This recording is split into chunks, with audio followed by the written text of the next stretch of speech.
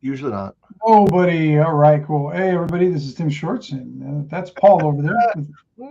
Hello. There's nobody here, so it doesn't really make any difference. But we think some people will show up. There are some Some people who people will. do show up to Maybe, say hello, and but we are grateful this is, for you, by the way. yes. Either way, yes. This is a Grateful for passion your project. presence. This is not for to Yes. laud ourselves here. This is We're not making $100 billion or that's $100 right. or 100 cents. We're just For the love of the game. follow the game. Love of the game. Yeah. So this is what is this, session 15 then, Paul? Yeah, session 15. 15. Let's see. Yeah. That's well, it's almost 4 months. Almost. Yep. Yep. We're getting there. Oh, we got two people now. Look out. We got a Watch crowd. out. Watch out. Calm Yeah. down, everybody. Oh, now we're down to one. They accidentally said, "What is this?" Yeah. Yeah. We got Alcatraz in the, hey guys, welcome back. I hope everything was all right the last 2 weeks while you were. Yeah, I think Paul the first he had family commitments that he had to take care of, and then I had migraine commitments I had to take care of last week. So that's, but thanks for asking, Alcatraz. Appreciate it. Thanks for showing up tonight. In fact, that's And why you noticed we were gone. yeah, How about yeah. I forgot we were going for 2 weeks actually. that? Although I tell you what, I had to go back. We got Matt there. Hey, hope you're both doing well. We're doing well. Thank you, Matt. Hey, we're going to be gaming for the next couple of hours. So, I mean, I don't have anything to complain about that. That's right. Yeah. And Paul's not a pain in the ass. He's okay, despite what you hear. Unlike some other people. Yeah. Unlike Joe. Joe. Yeah. Yeah. But everybody kind of goes without saying, too. It's true. It's true.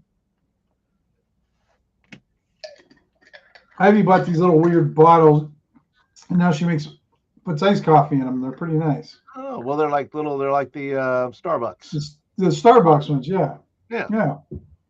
I kind of like them because I mean, I was never a big iced coffee drinker until this summer, and she started making them. I'm like, oh, those are pretty freaking good. Mm-hmm. All right, Paul, do you remember anything of what happened last week? You're not even in Roll20 yet. I am in Roll20. Oh, it's not showing up. Well, I'm in there. Sorry, I forgot to. I'm there. I just did not hit launch, so I am here. Oh, I am popping up right now. There he is. And would you like me to share my screen, or do you want me to go through the? We'll go through the notes. Yeah, go ahead and do the recap. Anyways, there, Paul. We'll do the recap. Recap. Okay, so here's what we know. Yeah. Let's see. 7/10. What is today? 2/10. The last time we met was was it the 14th or no? No, it had been the 7th. I think 7/7, wasn't it? Yeah, I think it was. I'm looking in the wrong notebook. That's why I couldn't find what I was looking for. All right, so 7/7. So Sidwin has a satchel with a message. Mm-hmm. And Sage and Serpent, Stevie. Yep. And then there was a spirit house with witch balls. I don't know. I can't remember what that was. That's Stevie's Sage and Serpent. That's just part of the things that she sells and stuff like that in there. Witch balls, yes. Spirit houses. Is that yeah. Okay? It's an actual thing. Yeah. Okay. It's not just a fetish. It's not the balls of witches. It's not the balls of witches. It's no. not like. It's not like. What am I thinking about? Pig balls. What are those called again? Which one? They have a name. Pig balls. Pig balls. Yeah. They have a name. No, I don't know what that is now. I'm sure you've heard it. Let's see. Like to eat? Yeah, they're called Mountain oysters. mountain oyster, Rocky Mountain oysters. Are these like Scorn mountain oysters? Are they? Is that what is Well, that what here's these a are? little version of them. They're just basically these look like more ornaments, because, but the older ones that I've seen are they kind of look like they're like oversized bulbs, Gotcha. and they're more. Oh, I don't remember them being that clear. The ones that there's one right here. This one kind of reminds me of the ones that I used to see, and that. So that's what a traditional, more of what a traditional. Like, you kind of Yeah. have an opaqueness to the glass. They're bigger in size, and they're Yeah. not. So the other ones are very ornamental.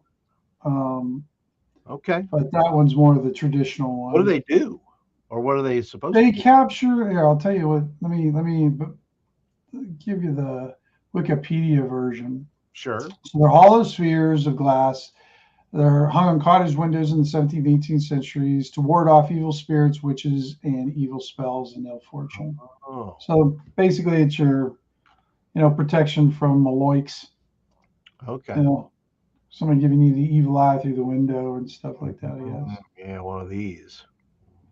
Yeah, there's a because like there used to be an occult shop that I used to go into, and this was back in the 80s, and they had more traditional stuff. They didn't have like the uh, kind of mass made like the stuff you're going to buy at Barnes and Nobles these Right. days, and different things. They had more traditional things, and then the people that ran it were practicing Wiccans, but and I can't remember what the guy did. The guy he was a Wiccan, but he was some other practicing something. But unfortunately, my memory is not that good. But it was Got very cool because they were very knowledgeable about their stuff. So if I had questions about things, I would ask them. So they would collect things from different cultures that had kind of like this, pagan or occult belief, kind of different things. So right. I always found it interesting to go there because I'd always find something new and learn something new every time I'd walk in. Hmm. Um, let's see. Spears, the spears of Sarath Spares. are yeah, the spears are antagonistic to Thieves Guild. That's what's going on. That has to be dealt with. Are they picking on you? Well, they were. They were picking on. They were over. Remember, they were over in the other section there. They're beating up people and Yep. beating up my future employee. Um, and so Better yeah, get some people speed downs. they're being aggressive, but also there's our guards. There's some guards in our area that are kind of aggressive for some reason, Yep. being overly aggressive. Um, the letter, by the way, is magically locked that Sidwin has, Mhm. and I can't get it open until I go to. It says magically locked, dangerous to anyone not a mage. Right. Um, and so I have to go to maybe the House of Many Scarabs. I may run into Bellamy. A little concerned about that if that happens. I met the goldsmith, You did meet the goldsmith. Yes, you did. Prince, a prince, and owns the richest section in Scorn. Is that Yeah, right? he's like the richest of the princes. He's definitely got like uh, very well to do. Yes, absolutely. Okay, richest. I got to put a T on there. Section Scorn. He's looking for a book collector on the black Yeah. market. He told me. Yep. Mhm. And there's an octagon-shaped book he's looking for that's cursed. Yep. And so the gentleman's name is Chatham, and I'm supposed to make a deal with him possibly to maybe get that book for him. Also, there's blight coming from the Drake Brothers area. That's a problem. It feels like there's a lot of problems going on, Tim. That's what it feels like. Hobbs is Well, I mean, Hobbs doesn't attract like fuzzy and good feelings. He doesn't. no, he Nobody, doesn't. nobody reports to him that a new puppy was born. No, nobody does that. Nothing but bad news. That's what Hobbs gets. Nothing but bad news. Um. Oh, then the goldsmith gave me a gold coin. Yep. that I can see him, or if he needs if I need a favor. Juniper wants Hobbs to kill someone. So Juniper was that crazy lady, wasn't it a crazy lady who came to my room? Well, it depends on what you call crazy, but yeah, you know. Yeah, she was crazy. And She just was seeing if you wanted to, you know, assassinate somebody. That's all. Just a simple inquiry. No, we're not going to do that, and that's why I have to prepare my room for future visitors that nobody can be coming up here. And by the way, that's top of the meeting of the staff meeting when I have staff meeting. Right. Don't let. I remember she gave you that. I can't remember. She gave you a parapet too. She did. Yeah. She's disguised with magic, chaotic, a malignant intent. She got a hunchback. Yep. Yeah, she wants me to kill Snickle. Yes. Which happens to be Joe's character. Yes. Yes, exactly. Not going to kill Snickle, although I would find that of great fun. Yeah, I somehow I think you'd find great enjoyment in that somehow. He roots for my death every Monday night. He does. I can attest every for Monday that. night I'm in the Hyperborean game. He says, "Did you die? Did Paul die?" And I always have to tell him afterwards, "No, Joe, I did not. I live." Always disappointed. Now, I don't know. There's a couple of notes here at the bottom, which is Spoke Top Hill. Yep. That's where. Is that where Snickle is? No. That's where the Melungians are at. That's like their home base. That's who she's part of the Melungians. Yeah. Yep. So there's a Spoke Top Hill. All you have to say is Melungian, and I know you're crazy. So there's no. That's the qualifier. I was talking to Joe and Ken about that last night. It's like they have faced, you know, demons and just horrible entities and like these undead cultists that spread plagues. But all of you down the line, just I think the number one hated thing is the Melungians. You guys just loathe the Melungians. Yeah, they're awful. They're awful people. By the way, does Joe know that that offer has been made to me? No. Okay. Unless he's watching this. Joe? Nope, I never told him. Okay. What's that, Matt? Character crossover. Cool. There might be. Actually, I'm going to have a interesting offer for Paul here in a few minutes. Oh boy. Interesting offer. Interesting. I don't know if you'll be able to do it or not. I've been propositioned before, you know. Yeah, it's not your first time, huh?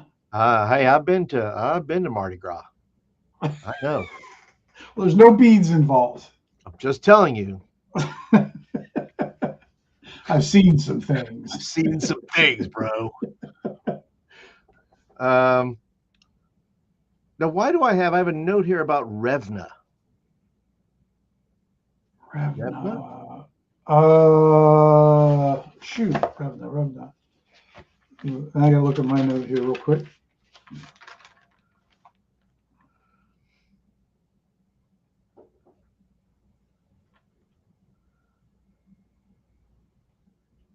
Can't remember who that was. I'm not sure. I know there's something. Where did I put that note about Revna?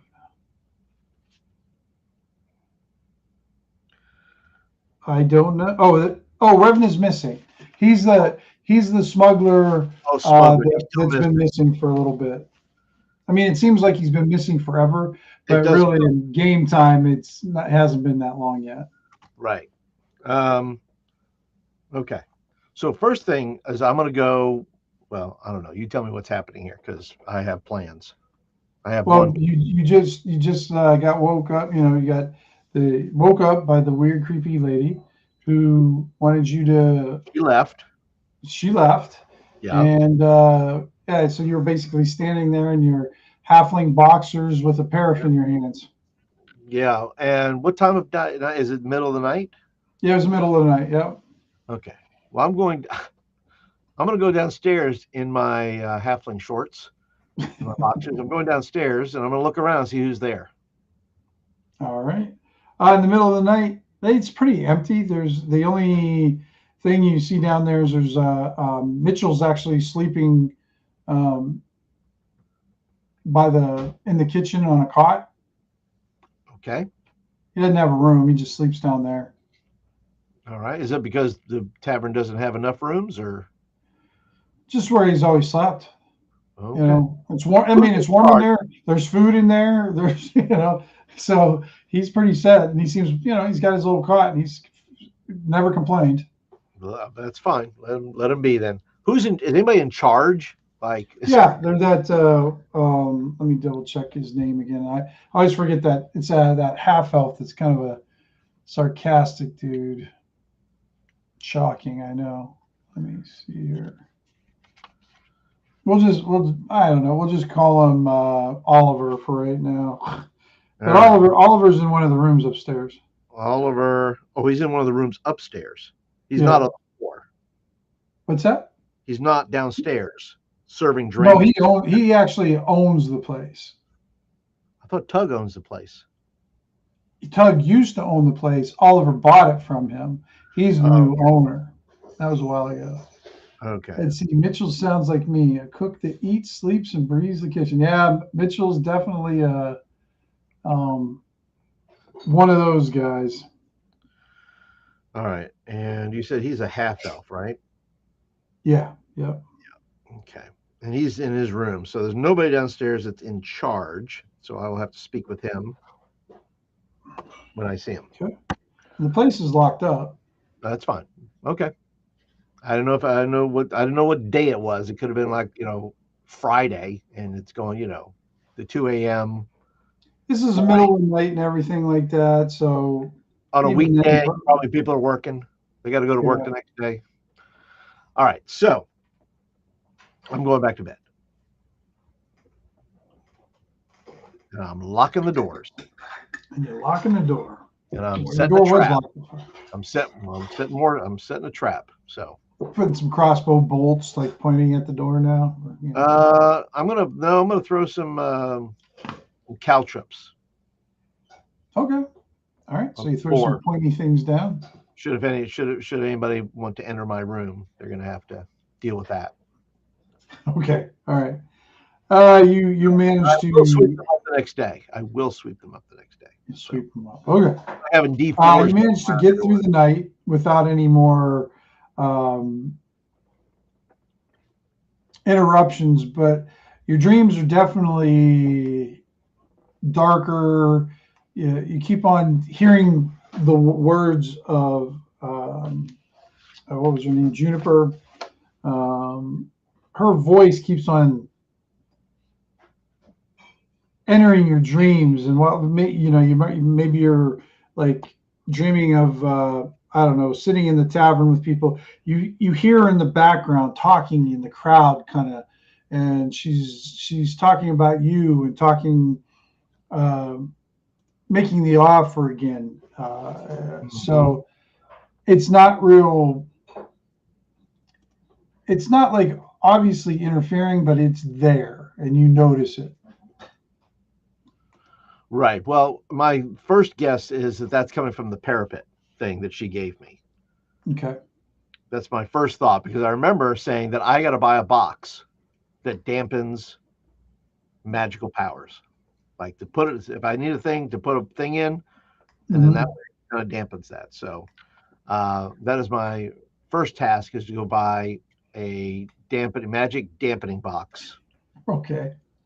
And so would that be at Sage and Steel, or would I have to go somewhere else for that?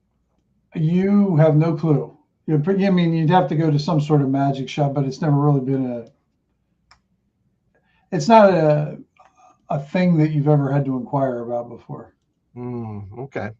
Then I'll go to Sage and Steel, because I think that's the only magic place I know of, isn't it? That I would. Well, that Sage and Serpent is the Sage and Serpent. Excuse me. Stevie's over there. Yeah. Yeah. I mean, it's more of even though it's magical, it's almost more spiritualistic than magical.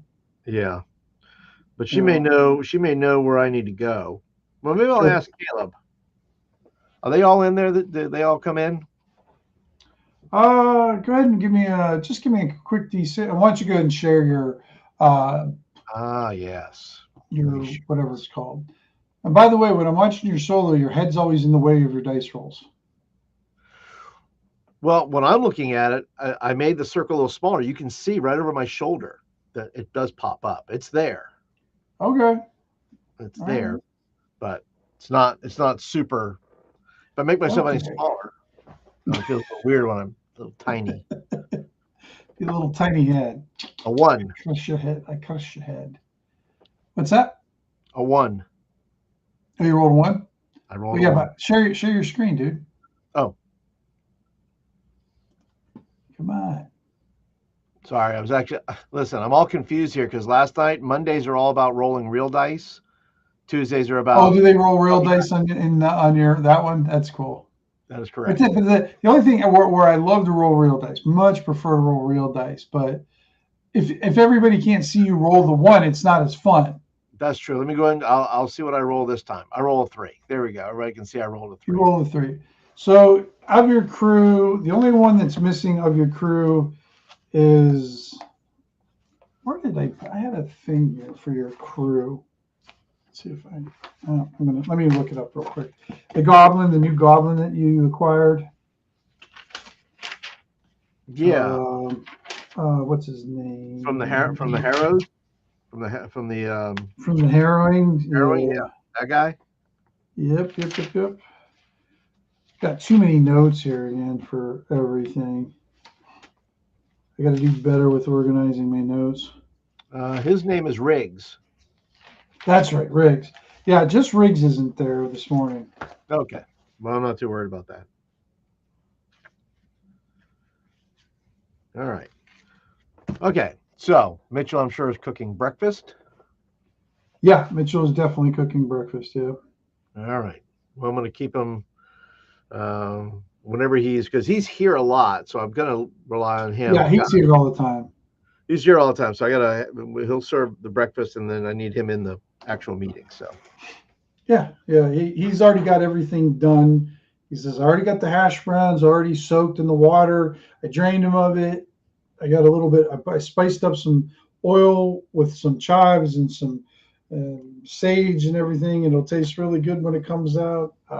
Just needs a little extra care. Well, I would leave it up to the other guy in there. He doesn't know when they're done. So, you know, I don't want to spend 8 hours prepping him and then not, be able to finish it out. right. So I'll get you out of here. Deal with your stuff first. Um, so, all right, Mitchell, I need you to Yes. keep an eye.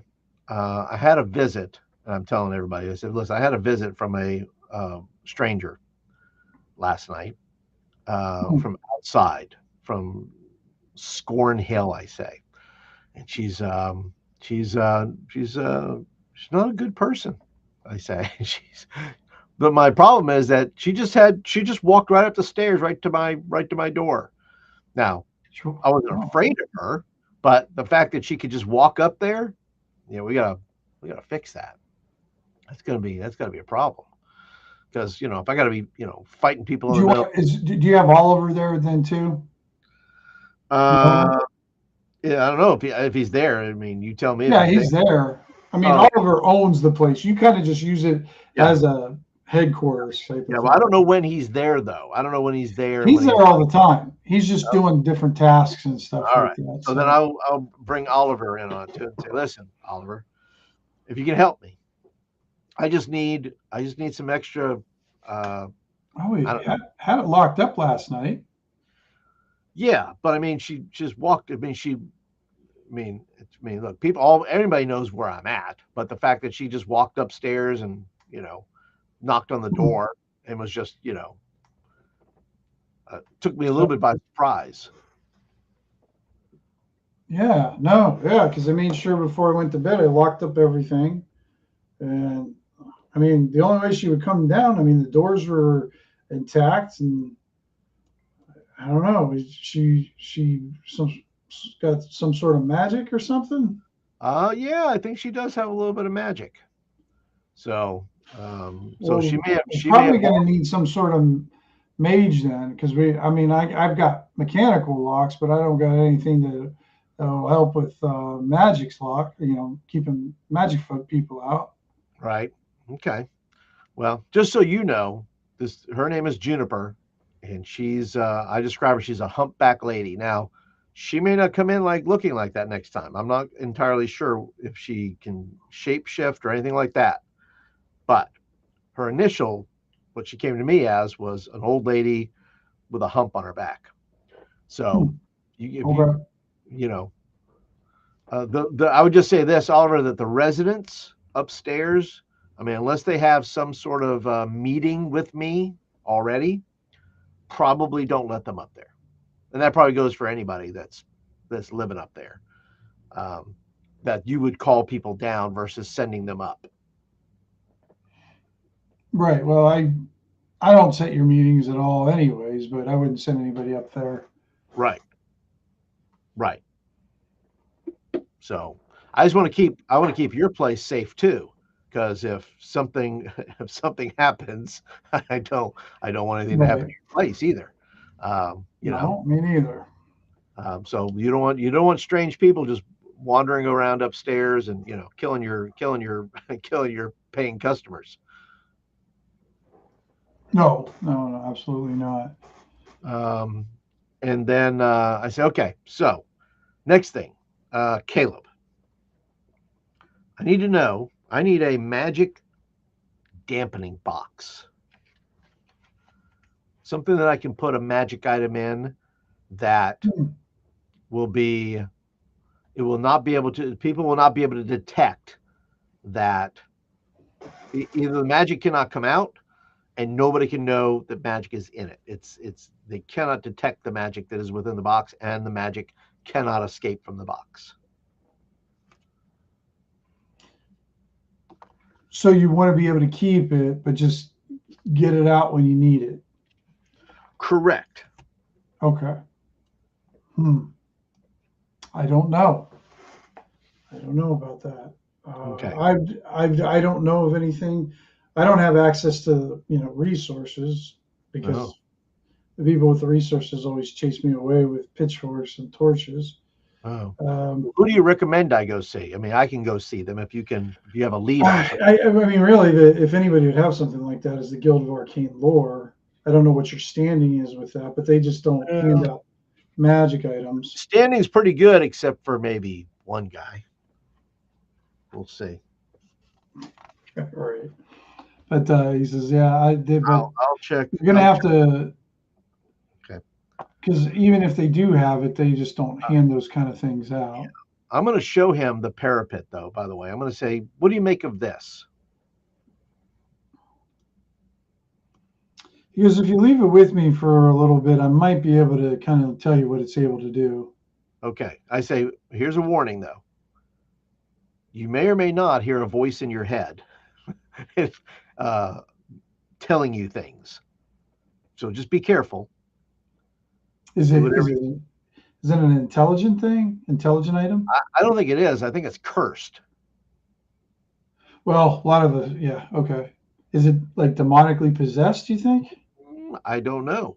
That's okay.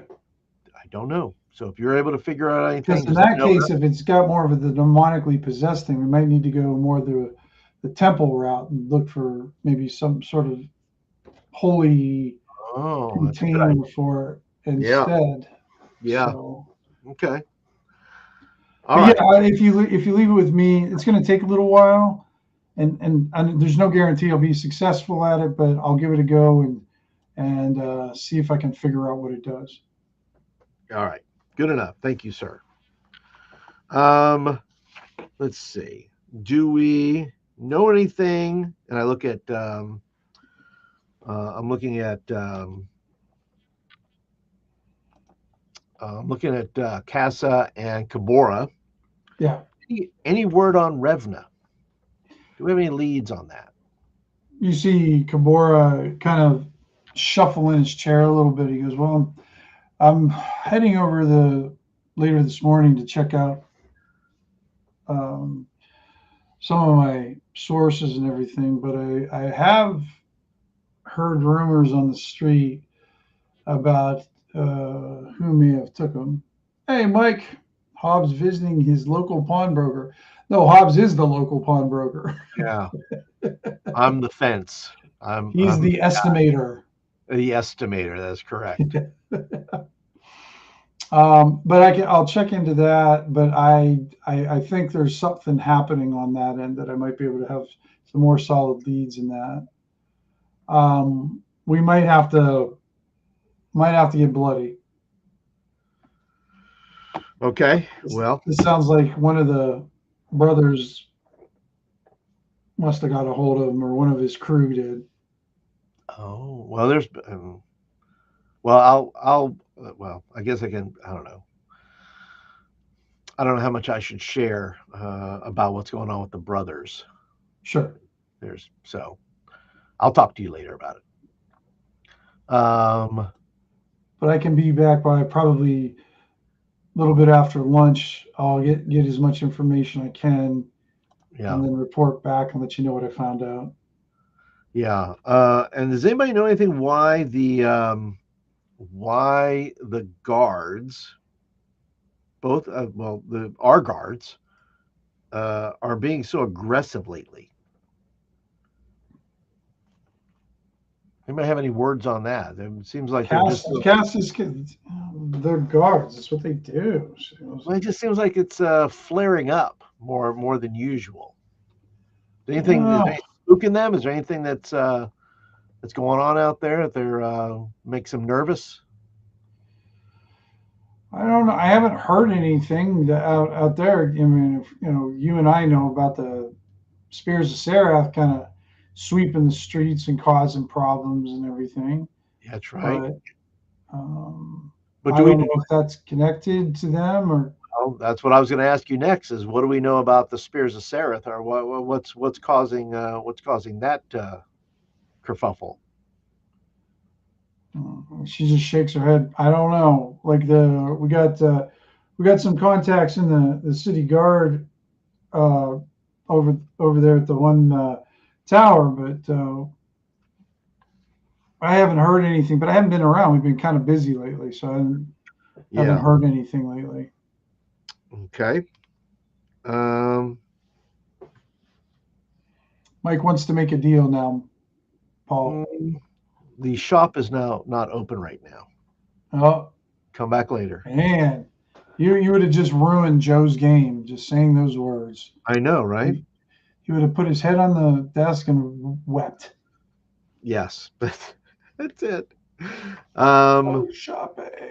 No shopping. We're closed. I hate this game. I'm going home. I'm taking my dice and going home. Let's see. Looking for. Geargaw. That's right. Geargaw is my goblin guy over in the other district. Yes.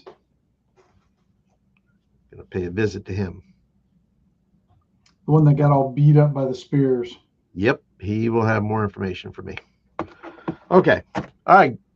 I tell the crew, what's on your agenda today? What do you Well, Kabor already told you, and then Caleb's going to be doing the research and everything like that. Mitchell's making breakfast and figuring out stuff, just doing his thing there. Unless you put him on another assignment, he's just going to work in the tavern with Oliver. Yeah. Oliver's he said he's gonna do some see if he can get maybe a mage to figure out something with some extra security locks or something like that, of the more magical variety. Yeah. And then Cass is like, I got nothing. Okay, well, Cass. He says he's going to Dollar General instead. Go right ahead. See how much they'll give you for your scimitar. True that. All All right. So Kabora's going to go check on more information on Revna. I guess he's what he's Yeah. saying. Then I'll take. What is everybody else doing?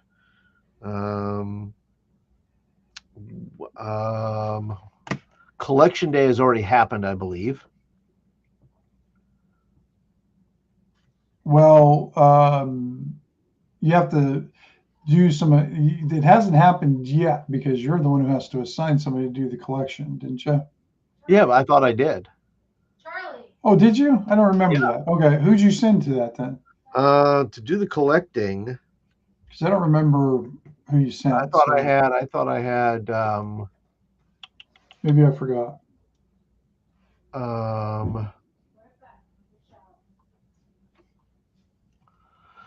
I thought Kabora and Cass did it. I remember you talking about it, but did you? I can't. Maybe did you? You didn't drag him along the last time. I didn't drag him along with me. I didn't go do collecting with them. No. Okay. All right. So if I've already let me do a quick. I forgot to do that, Paul, and they'll report to you on that. Let me do this real quick.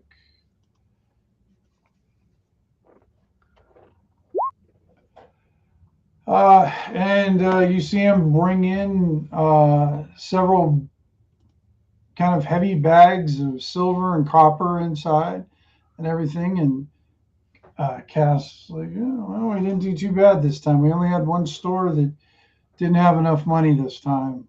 Oh, okay. We didn't know how you wanted to play it. It's like we could. Well, is this their first time late? Is the question. No, it's not the first time it's being late that I know of. I know they've had some struggles and everything. And she says up, and she kind of tells you it's the block just north of this one and that.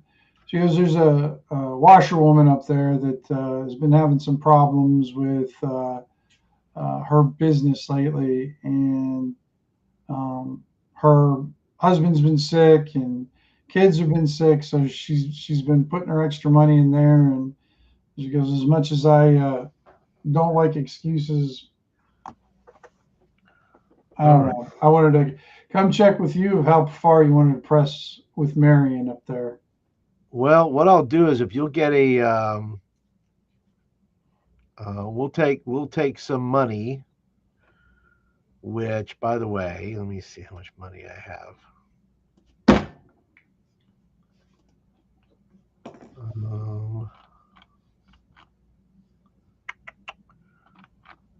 How much money do I have? I have 278 silver pieces and 3 crowns.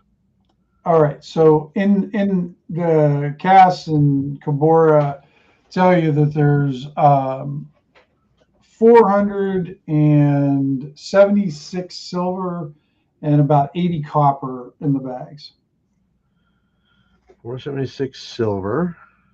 And how much in the copper? 86. 86 copper. All right. All right. And I tell them, go ahead and divvy up, get that, whatever we got to give Sidwin. Sidwin's over at Parsemius, right? He's still at the Parsemius temple getting well. When you go over there, do this. Make sure he gets his money. But also while you're there, I'll give you a few extra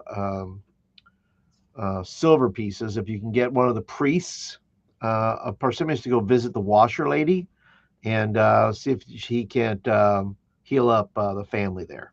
And that way, healthy family does healthy business, and then we get paid. Okay. We can do that. So Cass is like, What does it cost for that, by the way? What's the average price for a priest? Well, most of the time for Parsemius, it's a donation type of thing. Okay. What is generally a good? They generally don't ask for money. They ask for stuff. Okay. Rations, healing potions, scrolls, maps. Okay. Different things. Anything that's useful. They prefer that. Okay. All right, then I will tell them to pick up some rations to make a donation. Okay, I can do that. And let's see, rations are going to be 5 silver pieces. Mhm. So I will give you 10 silver pieces. Okay, so 2 rations. Well, let me do this. Let me just give Well, you 2. rations are because remember the Shadowdark book uses a gold standard, Yeah. so they'd be like, we'll say they'd be 1 silver each, in Oh, my for a day's rations. yeah, for a day's rations. So we'll just say it's a silver We'll each. give them 20. We'll give them 20 rations then. Okay, all right. That's what we'll give them 20 silver pieces worth of rations, and that way Uh-oh, here we they go. go over and. So it says, Pew Professional. This is great. Always wanted to know how to run a one-on-one session. There's got to be some guidelines other than hiring 4 to 5 henchmen. Yeah. Also, take notes. So don't use me as an example for that.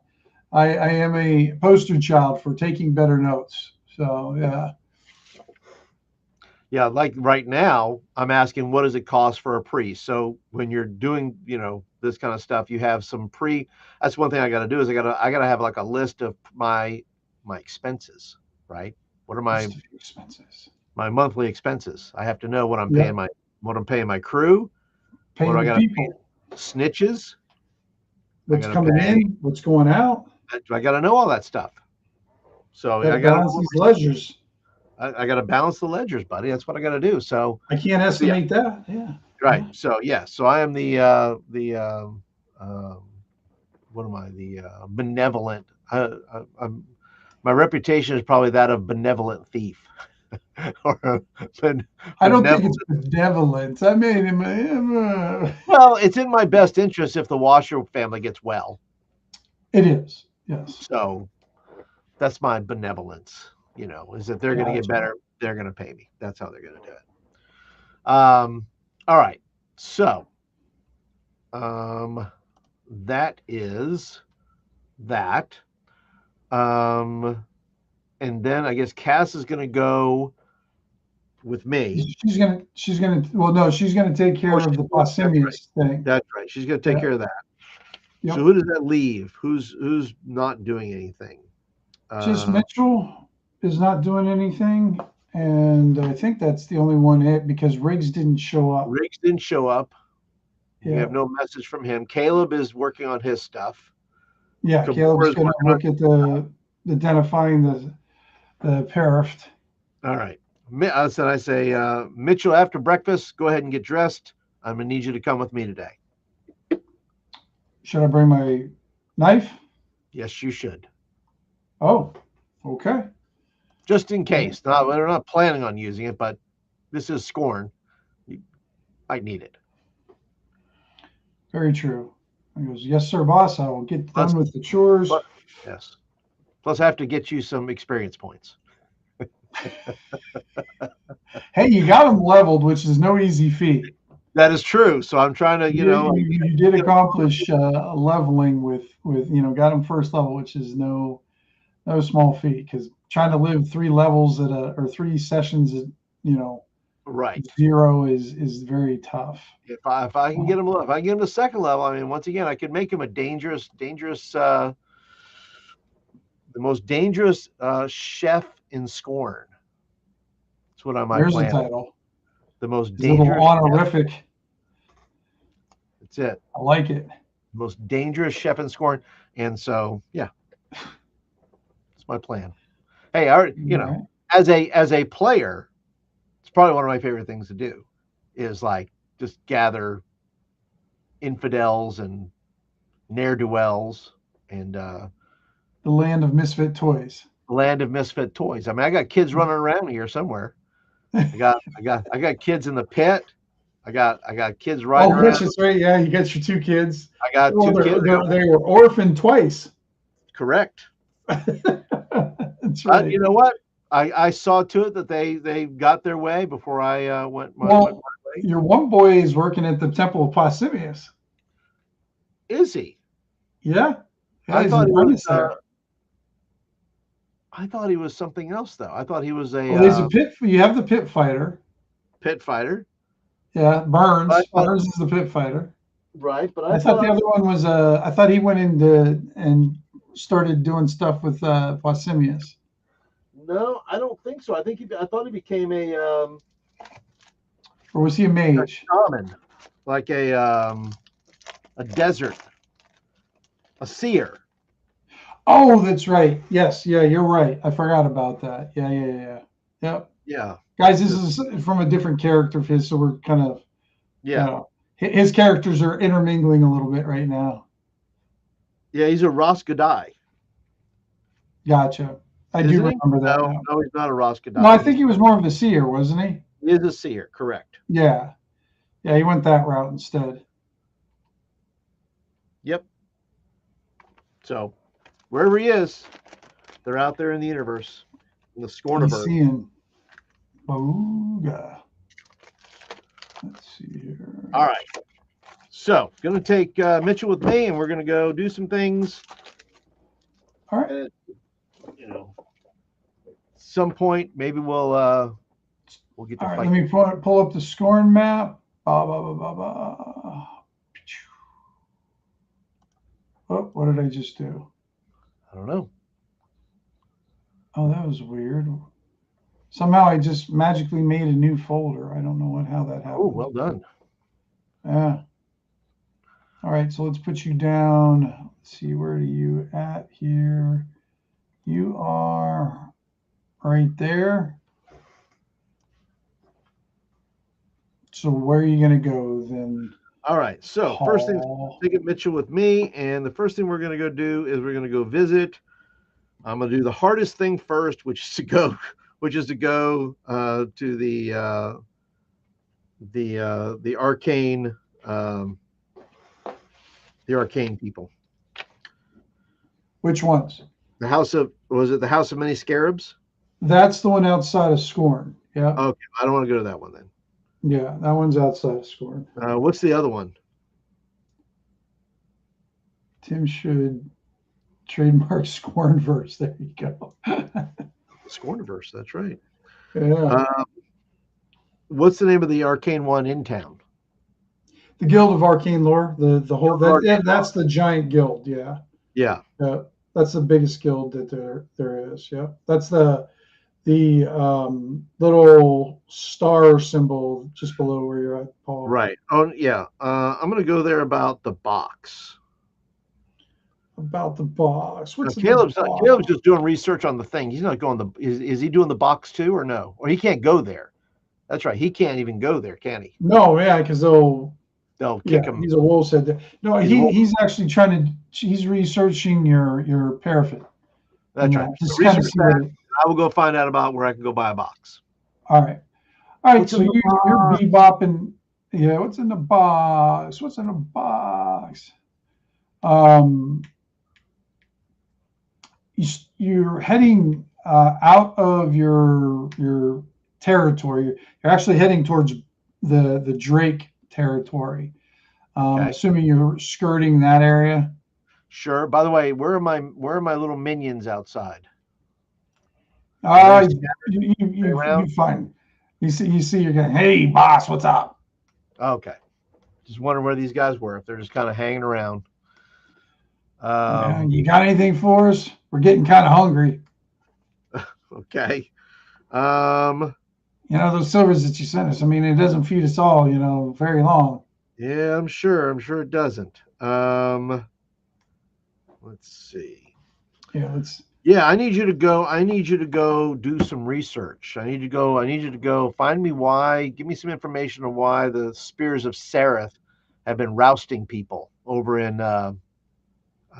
what's the area? What's the Shadow Queen? Your person? No, the north of us is that Shadow. Who's the lady we met? Shadowguard. That's your princess. Shadowguard. Prince. Yeah. Shadowguard. So in that area. This is who they're talking. That's who he's talking to right now. The street dogs. The mutts. Yeah.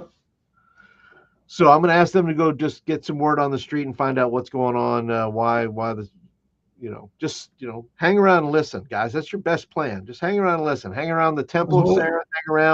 Hang around different places. You know that they would be out of their territory up there, Paul. They like the gangs themselves usually have like a couple streets that they rule, and that'd be like taking asking your guys from this area to go down and find out what's happening in the goldsmiths area. It's just kind of out of their territory. That's out of their You'd territory. have to there would be a lot of fighting going on with your own street gangs. The street gang that runs up there is called the Bolters. The Bolters? Yep. In the goldsmith area? No. Where you were just asking for the shadow.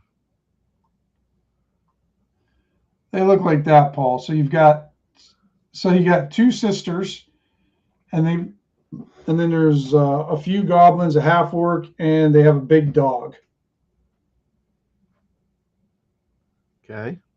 And they're kind of like the street gang in that area.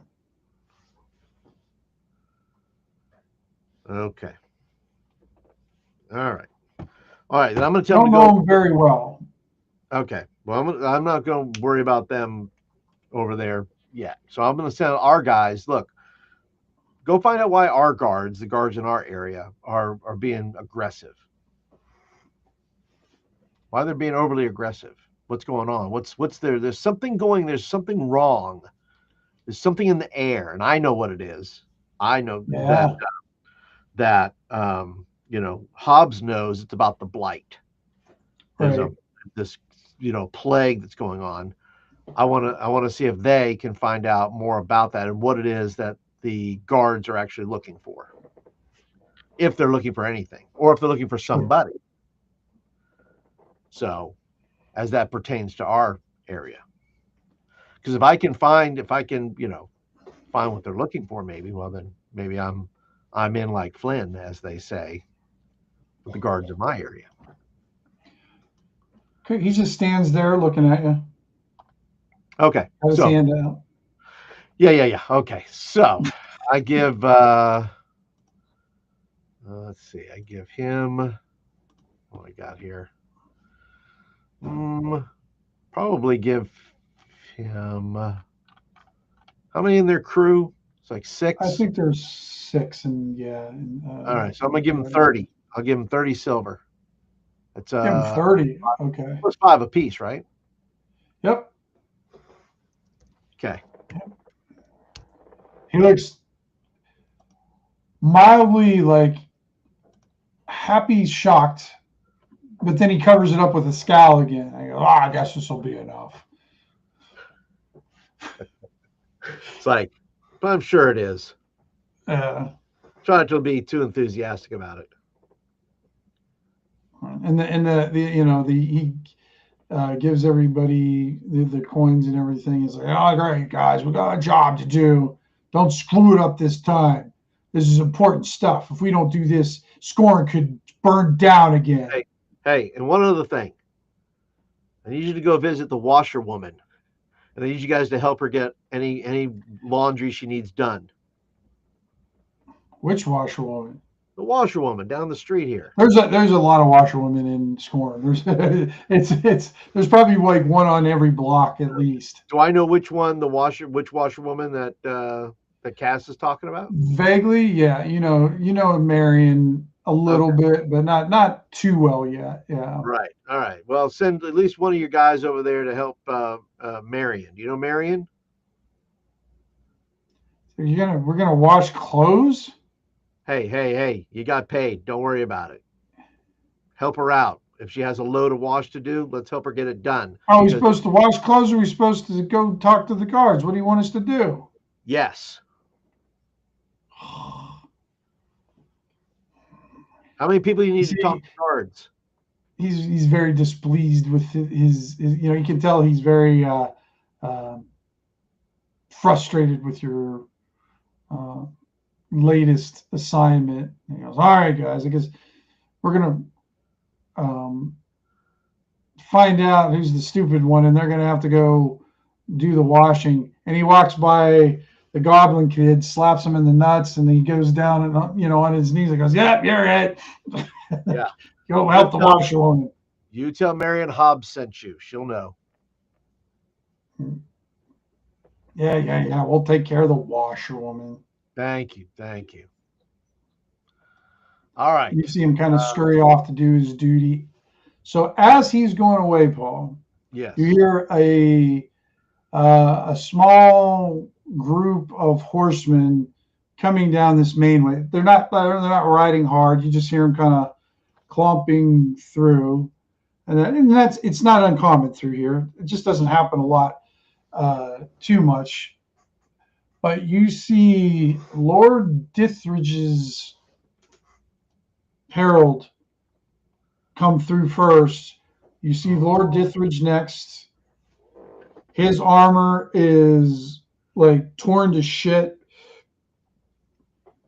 and his armor doesn't look like it was like beat up by weapons or anything like this. It looks like somebody was grabbing his armor and like clawed the metal off of it and ripped pieces off of it, and that.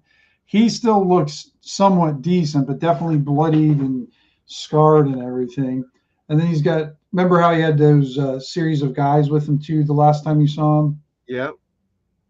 Well, half of them are basically being carried by their horses, slumped over their horses, like, corpses of them. Half of them are still alive. Half of them, though, are being brought in to be put to rest kind of deal. Right. But they all look like, they all look like they got in a fight with a horde of ghouls, Paul. Yeah, I would think so. So does he see me as he's riding down, or he doesn't? He kind of looks like he's in some sort of daze. He looks exhausted, bloody, beaten. He's not really paying. He's going forward, but he's not really paying anything attention to his what's going on around him. Right. Oh, okay. Which reminds me, I should probably go check in on Chris. Yeah, Chris is up with the Shadow Guard. Oh, that's right. They took him. Yep. That's right. Yep. Okay. They were trying to figure out what the key was for, why he was a key. Right. Okay.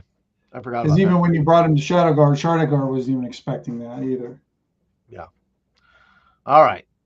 So, all right, then I will allow him to go on by, and then I will just make a mental note of that, and say to myself, well, I'm kind of glad I didn't stay. I'm kind of glad he sent me away and sent us away. Yeah. Because all of these guys were pretty heavily armored. They were well armed, and but you saw that the group of ghouls that came across there, there's dozens and dozens of them. Yeah. Would not have made it through that, I don't think. All right. On my way to the magic place. All right. You make it down. I'll move your little token down to the little star. And you see the entryway that what it looks like, what's coming in now, Paul, is just like suppliers, people bringing in some food or different types of supplies kind of thing. And there's a youngish mage out there with basically looks like a clipboard and checking in people and everything. And he comes up and is like, can I help you? Yeah, I was wondering if I might be able to inquire of a particular item I'm looking for. And if such an item might be available. Did you have anybody in mind that you needed to see or wanted to inquire about?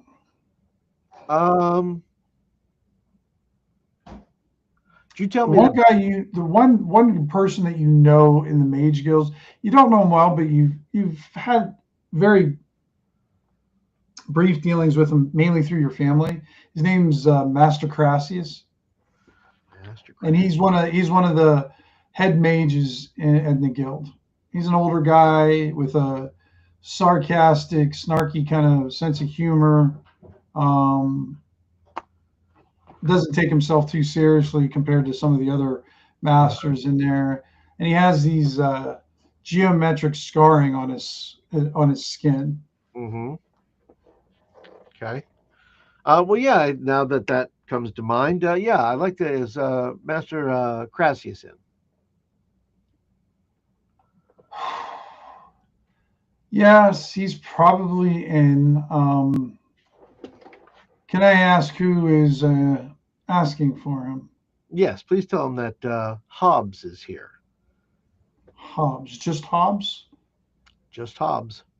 Are you belong to a house or a Well, I guild, live in a or house. you live in a house? So it's just Hobbs the of Hobbs Scorn, the Hobbs. Just say Hobbs the estimator. He'll Hobbs know. the Estimator.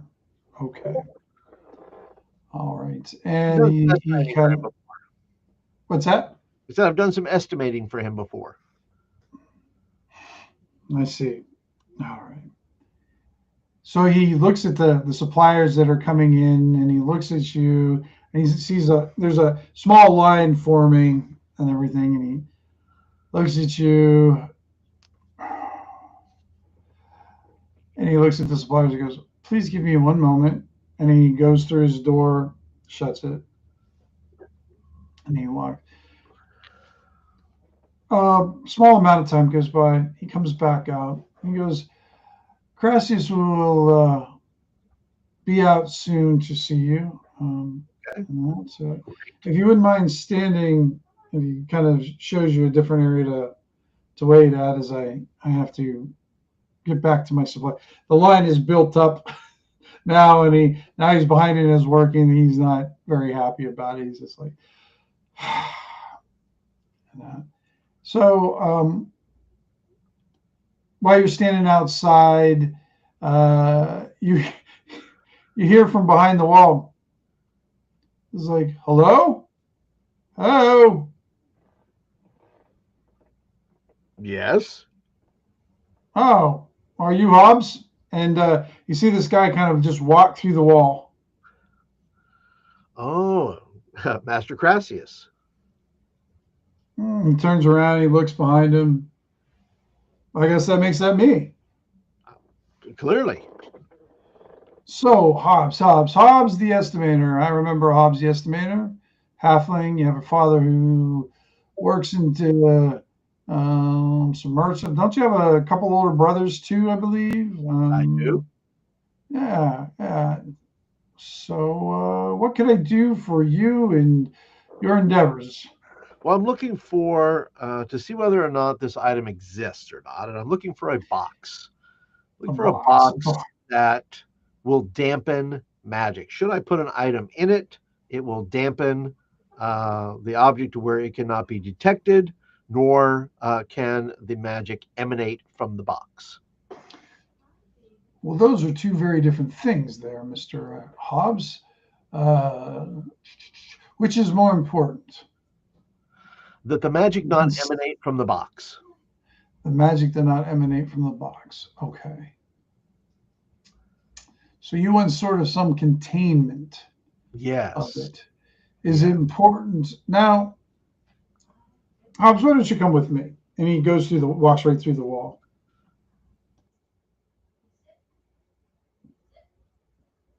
Oh, I can't hear you, Paul. I kind of touched the wall. It's solid. Oh, sorry. You hear on the other side of the wall. Keep forgetting about that. He says, come through the supplier's door. Okay. So I go through the supplier's door. All right. And you see him walking through the compound and everything. And he goes, just follow me. And you see him enter. There's like several doors. None of them look any different from any other ones. And he walks through, and you're in this very small, just looks like a kind of a meeting room. Got a small table with a few chairs, and he sits down. So you have something that you want to conceal. Do you know what? I mean, if it's not too much, what is the item that you want to conceal?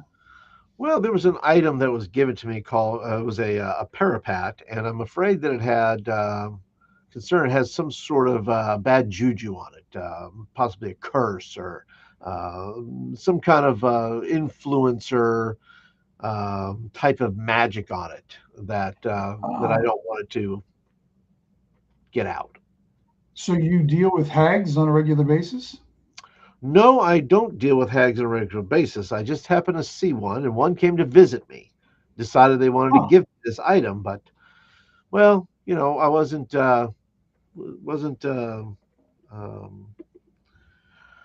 I didn't wish to turn her down at the moment because there's other things and other reasons I have for that. But so I took her item, knowing what it was, but now I wish to contain it, um, so it will not have any Okay. influence. And you've never had any dealings with a hag before, because usually they just don't show up for any reason. So he kind of starts digging through his pockets and whatnot. He goes, I may have something here somewhere, and you see him pull out this scroll, and no, that's not it. Kind of reaches in there. He goes, these pockets come in handy, and I then he finally pulls out. It's a kind of a smallish tome, and the tome has like this rotted skin smelling cover type of thing. Opens Uh-huh. it up and he kind of covers. Sorry about the smell. Nothing I can do about it. Okay, you And have a lot of he opens it pockets, up. by the way. You have a lot of pockets. A wizard always loves a good pocket. Yes, you have mucho pockets. I shall call It you is. Mucho Crossius. Oh, oh. And he points at you. I see what you did there. I like you. I like you. You like, you like that? Oh. Yeah. So he kind of looks through the thing and he kind of turns the book around and faces you. And he goes, did it look something like this? And you see a picture of Juniper there with a hunchback, Oh, a very like a version of her, kind of like right. a more human version of, or the picture is her in full hag, but it Yeah, looks like this identical, except like you saw, more in a human-esque kind of right. version. Oh, I say yes. That certainly does look like her. A little bit of a variation, but yeah, definitely her. So Juniper's back in Scorn, is she? Hmm. Well, I guess she was visiting. I hear that that there's a location outside of Scorn that where she is from. Called what is it called? Stone Hill, Stone Hill. Spoke Top Hill. Yeah, yeah, yeah. That's it. Spoke Top Hill, I believe, is the So the where. Melengians are involved with this one now. Oh, wonderful. Ah, so she gave you a paraffin. She gave you the paraffin. Hmm. Yes, I have one of my people is taking and doing some research on it now as to what it exactly does. That might not be so safe. Well, I warned him that he should be aware that this is a influential type item, and he should be aware that he may or not hear voices. It's you know. Okay. There may be something I can help you with, but I can't guarantee. So we do have. Have you ever heard of the Porters of Gideon? Ported, have I? Yeah, you have. They're the ones who, when you went to the Temple of Dedrigoria, they're the ones who gather and destroy items that teleport or Oh yeah, yeah, and yeah, yeah, planar yeah. travel Doing kind of thing, the time traveling stuff. time and yeah, dimension hopping kind of thing. Yeah. It's like I have an item from the Porters of Gideon, but it may, while it will contain the power, it may deplete the power within it too. It's okay too. All I right. can power it down. That's as good as. Because he kind of bites his bottom lip and he goes, unfortunately, I do not have the known location of it right now. We had to use it for another item that came through during the last fire of Scorn.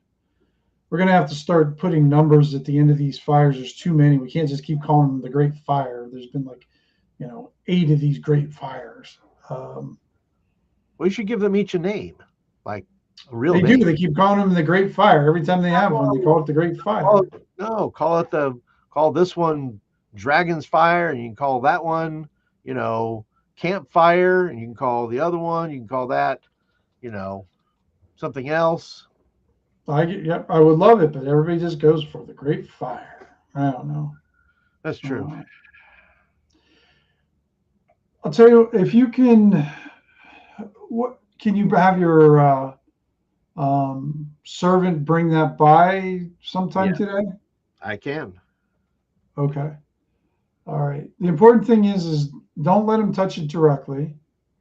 But even if it's wrapped in a cloth, it's still kind of dangerous.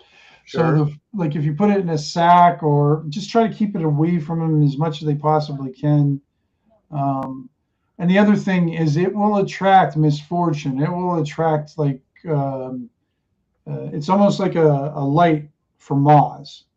It will attract ill intent. Right. Okay.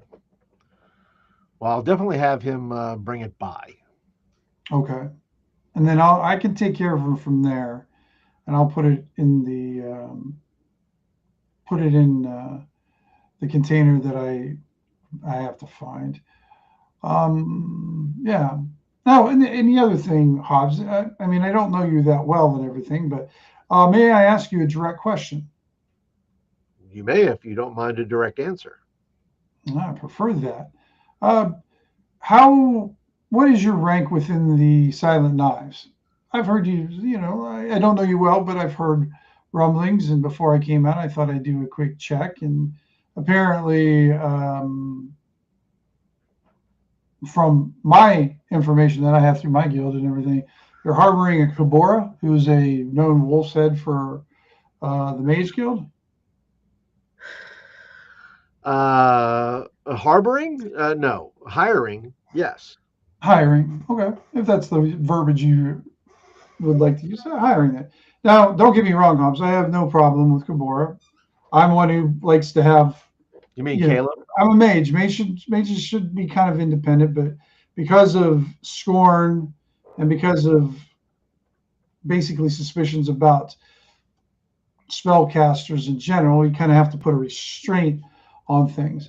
What I just wanted to let you know, Hobbs, is I will not authorize anybody going after Kabora. You mean but Caleb? should he do anything that would cause any type of damage, or there's nothing I can do to protect him at that point? Oh yes, we're trying to make sure that he stays out of trouble. Right. And he can't, and I know he thinks he's hiding over at the Sage and Serpent, but we know where he's going to be. And the only reason why he hasn't been taken in is because of a couple of us who are not wanting to go that route. I've had a brief conversation with Kabora in the past. He doesn't remember me because I was in a different... Caleb? Or Caleb, I'm sorry. Caleb, yeah. Caleb. I know, we got all those K's. Hobbs has corrected you now 3 times, and you I'm sorry, I didn't hear you. You kept saying it. But that's it made it even funnier. I go, you mean Caleb? You just kept going. I'm like, wait, you mean Caleb? No, so he's like, yeah, we know where Caleb's at. So, but it's just important that. What can I do for you? How can I assist and still maintain good relationships? We have a fine relationship. There's no problem with the relationship. We just have to have a very short leash on other mages, especially rogue mages that are not within our confines. He's not protected by the guild. Right. So if he gets into trouble, now I'm sure you already know this, Hobbs, but say, how if you get in trouble, you have the Thieves Guild or your family, you're in good standing with the Merchants Guild, from what I understand. You have that kind of protection. Where Caleb here, to have the protection behind the mages and stuff is a significant thing. Nobody's going to touch him until we approve of something happens and whatnot. Right. But if he's going rogue and everything, they can use any means necessary to go after him. And since he's pretty aware of that. Yeah, I'm sure he is. I mean, he seemed very terrified the last time I talked to him. But yeah, he goes, I did my best to steer him in the right direction and that. But I just wanted to give you up front, just let Caleb know that we have an eye out for him, but I also want him to know he's welcome in our doors if he decides he wants to join us. Okay. He's done nothing. He's nothing other than using magic without being in the guild. And to me, that's not a crime, since he hasn't hurt anyone. But not all of the other masters see it that way. There's some that are very fanatical about this thing. Ah, I see. But if he, like I said, if he decides that he wants to come and join the guild, I will be more than happy to sponsor him myself. I will certainly pass the message along that is available to him. Of course, and he digs around in his pocket again, and he pulls out. It looks like a simple coin, kind of like a silver steel kind of coin. And see how the Mage Guild looks like on the map, Paul, with the like 4-pointed star and the thing. That's what the coin looks like. And then on the outside, it just says the Guild of Arcane Lore kind of thing. So it says give that to Caleb. So if he decides to come join us, tell him to present this coin and to tell him to come see me. I will do it. Here, Charlie. All right, stop. And tell him when he comes, make sure he brings me a strawberry tart from Lillian's. That's very important. Yes. Strawberry. Make that 2. Make that 2. 2 strawberry. Yeah. I'm getting older and I don't care about my waistline right now. Of course not. 2 strawberry tarts from Lillian. From Lillian's, yes. Okay. Yeah. Pass that along. When should I come back to you and or will you just send word to me about if you find this this box I'm looking for? I just have your person bring it here whenever they can, and I'll make sure it's taken care of properly. I'm definitely not in the, especially if you got it from Juniper. There's nothing's going to come of that. So we've got enough nasty stuff running around Scorn without adding magical nasty stuff from Avernus into this in here. So true.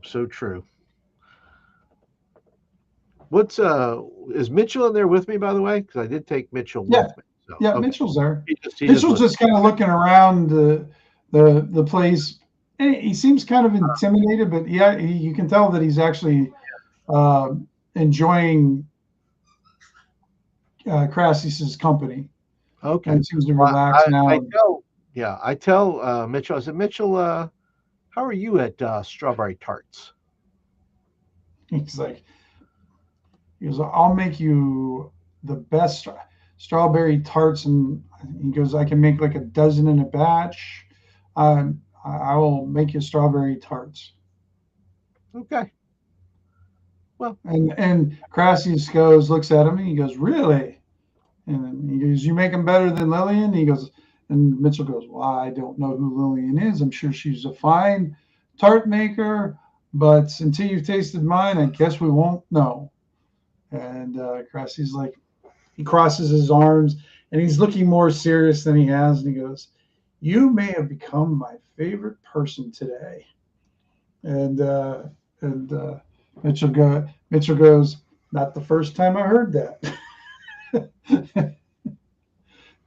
And Crassius, gets a good chuckle out of that. And Mitchell's like, one batch of strawberry tarts coming up. Well, alrighty. Well, Master Crassius, Lillian's a fine art. Yeah, that's the word on the street. Yes, yeah. Word on the street. Okay, Master Crassius, thank you for your time, and I'll have somebody bring the item over to you. Almost Well, it's entirely. good meeting you, Hobbs. I heard a few things about you and that, and then I have an inquiry for you too, Hobbs. I mean, sometimes mages need some ears or eyes that are not available to us, and I was wondering if it would be okay if there were times or two I could call in a favor or a job to see if you'd be interested in that. Well, of course, Master Crassius. My services are always available to find people like you. Well, I much appreciate that. Thank you very much. And yeah, we will probably speak sooner than later. Oh, okay then. Well, then we'll talk to you soon, and I'll get about my day and allow you to get about yours. All right. And you see him kind of stand up and he walks through the wall. And even though the door is right there, he still walks through the wall right beside the door. And he goes, oh, and he comes back and he goes, it's so rude. And he opens up the door and then goes through the door this time. Yeah. Okay. All right. So Mitchell and I then are going to next on our list of things we have to do. Mitchell, now Mitchell's just talking about strawberries. He goes, I'm gonna have to go to the farm. There's a good farm just outside of Scorn, and he goes, I got to see what they have left because we're getting the end of the season, and the bugs get on them. So I've got to make sure I get the right ones. Got to get the good ones, and that because the ones that you get in town, they're already going to have flies all over them, and people are going to be picking through them and whatnot. And I want to be able to pick out the strawberries that I want. Okay. Okay. Great, Mitchell. Thank you for sharing that. All right, let's go to. We're going to go see a friend of mine, Mr. What is his name? Geargoff. Here you go. Okay. So we're going to stop by Geargoff. All right. So, yep. And you kind of get in the same territory as Geargoth and kind of in the same Over here, location. right? This kind of area right here. Is it right here or right here? That's exactly it. Yep. Okay. Yep. Right where you were at. Yep. And you see Geargaw with, he's talking to, basically looks like another street gang. And they're kind of just talking back and forth. And this street gang looks like they're all goblins. It's just like a group of like 15 goblins, but they're very young. And he's talking to them, and they seem to be arguing a little bit about, and they're talking in goblin. So it's really hard to understand. And I mean, you've heard enough. You can kind of catch some of the phrases and everything like that. And it sounds like he's trying to convince them to go try to do something, but they're not. They're like, no, hell no, we're not going to do that. That's, we're not interested in doing that shit at all or whatever. And Geargaw is like this. I'm not asking you. I'm telling you guys, if you guys want any more jobs, you're going to have to do this. You're going to have to do some shit that you don't want to do. And so they're kind of going back and forth with this. Okay. All right. Well, then I will stay back until, well, maybe I'll just walk up. I think I'll just okay. walk. All right. Yep. And Geargaw is talking. The kid goblins all stop and kind of look at you, and Geargaw like, oh, and he turns around and he straightens his leather jerkin, and it's like, Hobbs, good to see you. And he kind of mindlessly kind of starts like wiping at the scar where he got beat up, the scars on his face. He just mindlessly wipes his face, and he goes, a little bit more coherent this time. Yeah. Yeah. I mean, is that a fresh beating on his face? No. This looks like it was from a couple, like a couple days ago when you saw him getting shit kicked out of him. Gotcha. Yeah. Okay. Yeah. Well, I see you're still in one piece. No, well, yeah, I mean, and there might be little bits of me down this alleyway and everything, but most of me is still Okay. attached. Who are these fine gentlemen here? Oh, Or General these Goblin? guys, yeah, he kind of looks at them and he's like, these guys like to call themselves, yeah, the unholy. Oh, the unholy. I kind of go. Yeah, The I unholy. know. Okay. And if any one of them saw some sort of ghost or someone dead, they'd shit themselves and cry. He shakes his head. I'm like, oh, Okay. kids, because I just can't get them to do anything these days. Yeah. Well, when you're done with them, if you have time, just have a chat if you have time. I'm done with them for right now. I'm gonna just let them think about it because I mean they're not getting any money from me until they do it. So I mean it's their it's their own uh, bellies they're keeping empty. So Yep. Okay. what can I do for you, Mr. Hobbs? Well, I was just wondering if you had heard anything more about maybe why these the spears of Sareth. Have you seen them around the streets lately? Are they still up to no good? They're still coming around. Oh yeah, yep. I freaking hit the alleyways real quick when I see them Are around they? and Do you whatnot. know of anything? Are they looking for anything in particular? Are they rousting for rousting's sake, or are they hunting something? Because I Yeah, don't they know. seem to be looking for somebody. They're looking for.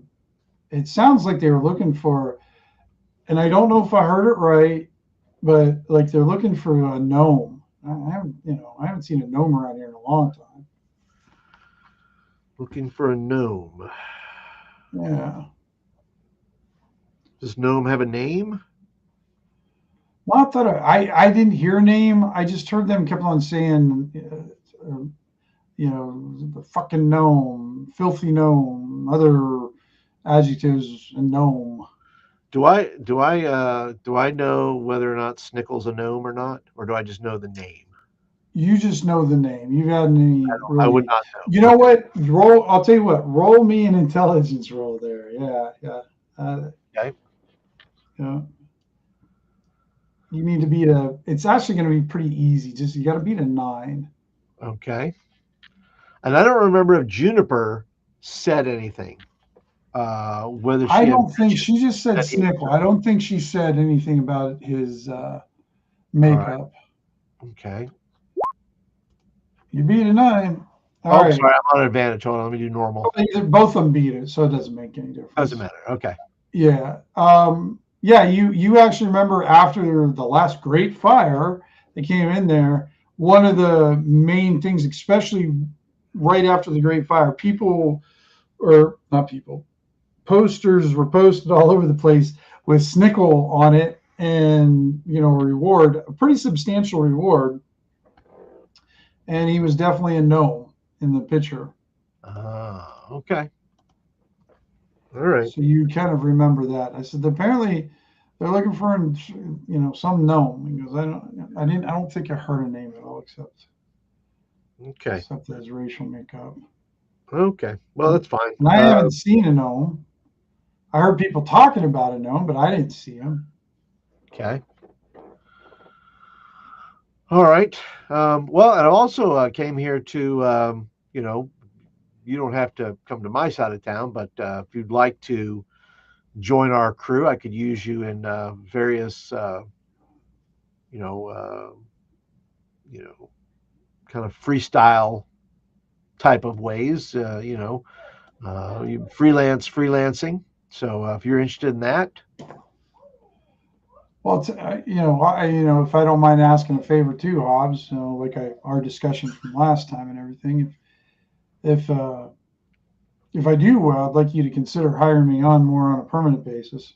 I'm looking to get out of here. yeah. Why are we in such a hurry to get out of here? By the way. He's I'm basically the liaison to basically all the street gangs, and it gets old after a while. I don't get any extra bonuses for doing any of the jobs. My money opportunities are keep on getting given to other folks, and I just want to, I want to have the opportunity to make some good money. I'm not doing this because I like, want to, just definitely don't want to talk to these fucking kids all the time. And Hobbs is immediately thinking, yeah, I'm going to give you to the dogs. You're going to be in charge of the dogs. Give you the dogs, man. But yeah, he's just like, yeah, he goes, I just need a change. This is, my guy's, he's fine. I mean, he's nice enough and everything, but he's got his favorites. He's got his crew. He's kind of like a old school kind of guy. So he likes who he likes. And I came on just a couple years ago, so he doesn't really, I'm not really much into his consideration or thought patterns too much. So. Okay. Well, keep your ears open about this Snickle guy. Tell me if you hear any more words about him, and I give him 5. I'll give him 10. I'll give him 10 silver pieces. What are you doing? 10 silver pieces. Okay. Yep. So the only thing you want me to do is just keep an eye out for. Yep. For right now, that's what I need to keep my ears on, because if that's who Sarah's looking for, but I also need you to keep your ears open about the brothers. There's something going on there that I'm not quite sure what's going on. Which, you mean the Drake brothers? Yeah. Okay. All right. I mean, we don't get it too much. I mean, I figured where you're at, you'd hear more about the Drake brothers than we would up here. But you never know. You never know. Word travels around here. You know how absolutely. Word travels. And the way they've been going, I'm hoping he kind of he goes, I will give you an inside scoop about something. Oh, please do. There's a adventuring group staying over there at the inn, and he kind of puts over there, and you see the wooden keg inn, and he goes, venturing group in there, and they're looking to hunt down some spears of Sarath. Apparently, they got something against them.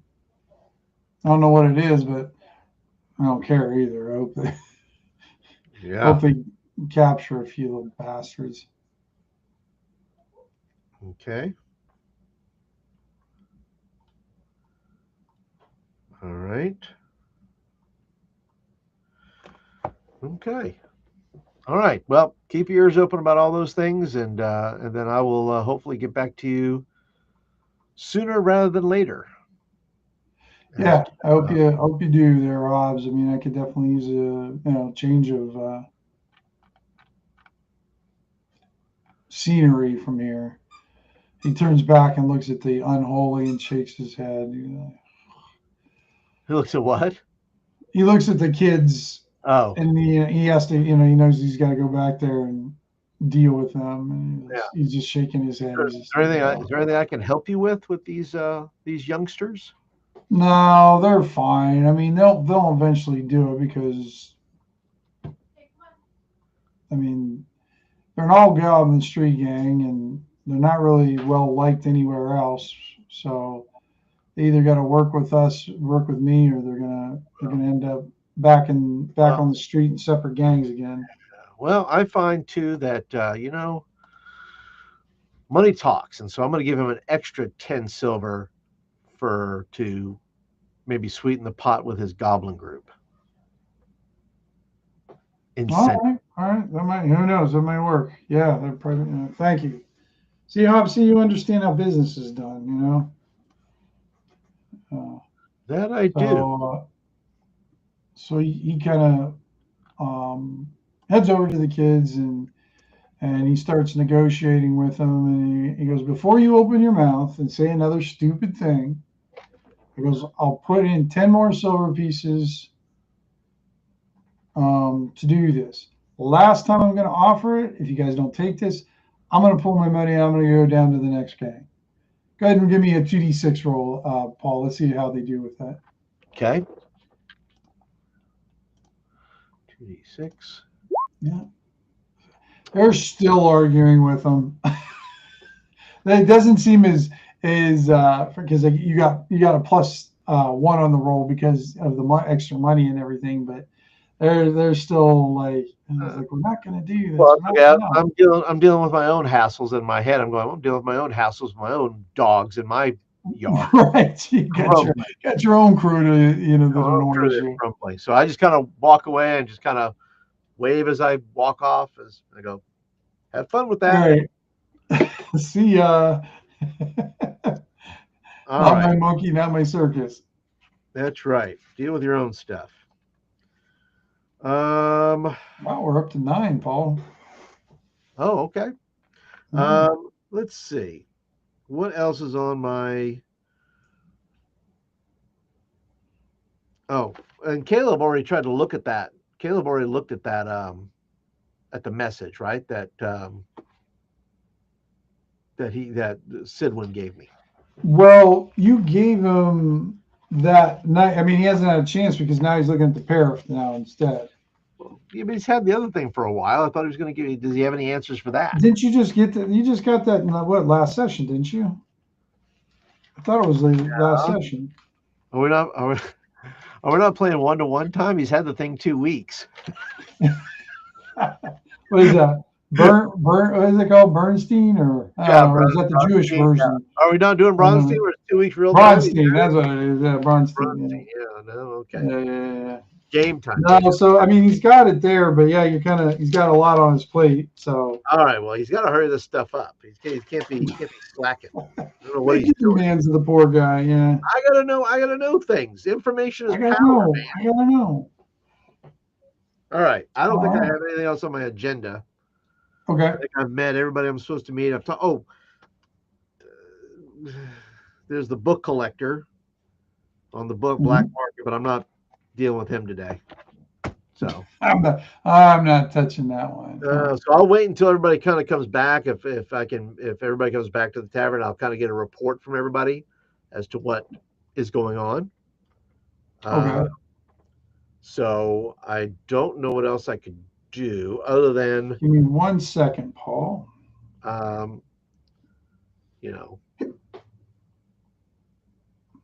need to buy. I need to. Ugh. I still feel like I feel like Hobbs just feels like he doesn't have enough stuff. Like he doesn't have enough. I don't know. He needs like more protection. He needs, I don't know, some sort of magic items or something. I don't know what he needs. He needs things. As you're walking home, you see 4 spears of Serath walking down the road towards you. Ah, Mitchell's with me, isn't he still? Mitchell's with you. Yep, Mitchell is with you. Okay. He goes, you see him, boss? Oh, I see him. Let's take him on a little run and let's see if they're really following us or whether they're. So we're gonna go and we're just gonna make a sharp left turn somewhere and see what they do to that. Okay. And you see them take a sharp left turn to follow you. Okay. Well, now it's gonna be on because. Now how many of them? There's 4. 4. Okay. Yeah, the Spears of Serath, for whatever reason, you're not sure why, they always travel in 4s. Okay.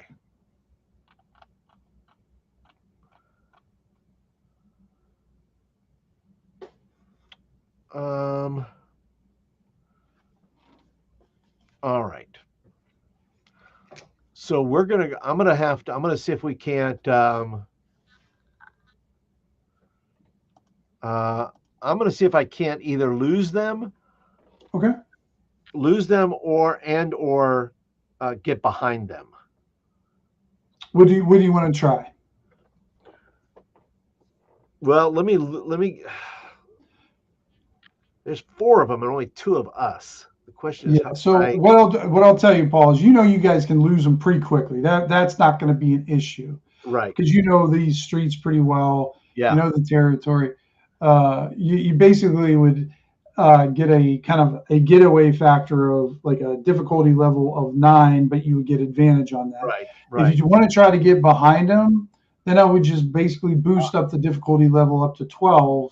But you would also get advantage on that. So it's up to you what you want to do. What are the chances they'll follow me into my territory is the question. get him on my turf? Yeah, I guess you'd have to try it to find out. I'm going to try to get him. I'm going to lead him towards my territory to see if I can run into any of the people I know, so that I'm not just me and Mitchell. That somehow maybe I can get a couple other people, and maybe we can have something going here. And as you guys are you now? Let me ask you this, real. How close are you letting him get to you? Because I mean, with your little legs, yeah, it's harder to, they're going to catch up with you. Yep. But you kind of have control. Even though you have little legs, you kind of have control over this because of your knowledge of the area and everything. Right. What is in my location? What businesses or let me see anywhere I can duck into, like a back door, alleyway. You're kind of like almost to the Temple of Pausanias there. So there's lots of different. I don't have all the maps done or anything like that, Paul, for all the areas and stuff like that. Okay. But there's plenty of. Just tell me what you want to do, and I want to get to the Temple of Pausanias. Let's do that. That's very easy. It's right there. Okay. All right. I think we're going to slip in there so I can make a visit with Sidwin and see how he's doing. Okay. All right. You go in and shut the door. There's no problem with that. And as you're going in, you see Parson Marshall in there. Right. And he greets you, and that's when you hear, "Bow, bow, bow, bow, bow. Open up the gate." Bow, bow, bow, bow, bow. And Marshall looks at you and says, "Did you bring some guests?" Well, not on purpose. When I open up the gate, who will I find there? You'll probably find the Spears of Sereth, of which I did nothing wrong. Honest. He kind of gives you a little eye, like a little bit of a side eye. Okay. Are you here to see Sidwin? I am.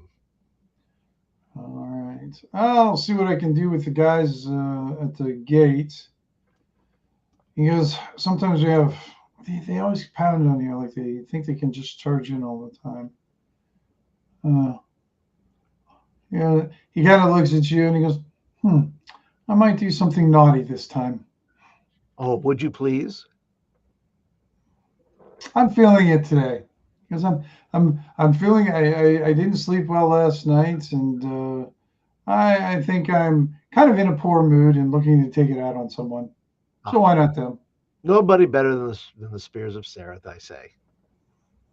Okay. Sigmund. That guy, isn't it? Who's Sigmund? I don't know that. I don't know. That guy is an asshole. I'm trying to think who Sigmund is. It's like Sigmund and the Sea Monsters. That's what that's or Freud. I don't know. Or Freud. Those are the two that come up to mind. First, it was Sigmund and the Sea Monster first, and then Freud second. Isn't that something though, that my brain doesn't go to Freud? It goes to Sea Monsters. It doesn't. That's what mine first went to. Not very intellectual. Not very intellectual. No. Yeah, we have our priorities. That's right. Priorities. Sigmund the Sea Monster is much more entertaining than Freud was. So. No question. So I'm always talking about cigars. Yeah, I'm going to hang back a little bit. I'm going to be off to the side where I can see Marshall deal with these folks and what they're wanting or asking for. And I'm going to stay kind of out of the line of sight of them, but I want to see what he's doing. All right. You see Marshall. What he does, he gets on. You've never really noticed them before. Have you ever seen like English gates at all, Paul? Like how they have steps like built into the gates. Okay. So you can step over them. So what he had, there's like steps like in the wall to kind of step up. He kind of steps, peeks over his head. He goes, "What can I do for you, gentlemen?" And they like, "Let us in. You're harboring a criminal." And he goes, "I don't believe I am, and no, I'm not going to let you in. You guys are rude, and you're. Why don't you go run back to your deep, dark little temple and beat each other up? Seems like what you do best." And guys, "I'll stab you with my spear."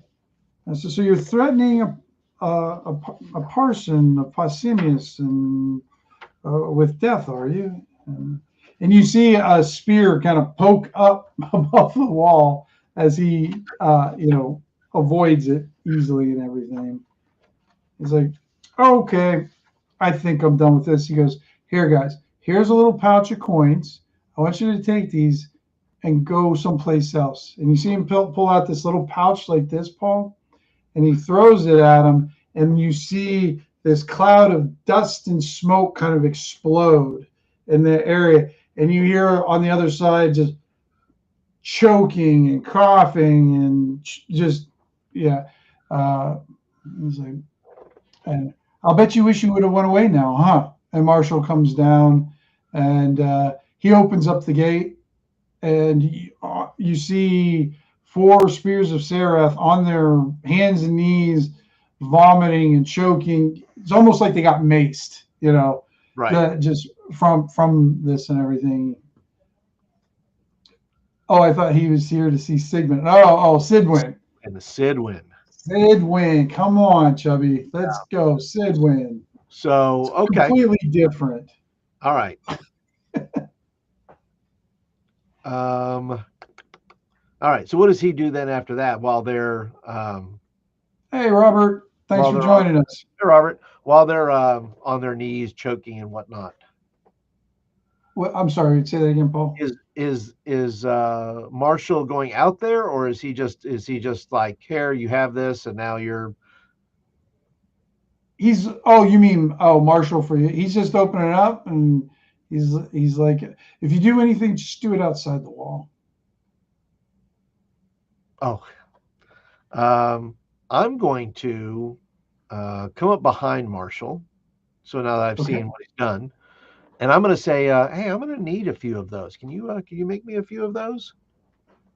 Kind of looks at you and is like, I don't know if you can be trusted with him. Oh, come on now. You know me. He goes, I do have probably 2 more in stock. I like having him for such an occasion. I mean, yes. And that. So I could give you 1, so I'd have 1 for another, just in case. Oh, good. Okay. Well, I'm always good for a donation. Mm-hmm. You all, Cass came by earlier, delivered the rations and everything. So thank you for the rations. And we sent one of my acolytes over to, I forgot, go check on the washerwoman. I believe her name was Marion, I believe. Right. Yeah. So definitely, we didn't know anything was wrong, or we would have went there ourselves and checked in on her. We try to help out too as much as we can. So yeah. So that's been accomplished. Okay. While I'm talking with him and they're outside choking, I just don't think I have any. I don't have any leverage. I don't know what I could do to these guys that would. They're not going to tell me anything. They're going to be too tough for that, I think. Okay, so the spears of Serath. These guys wear these. I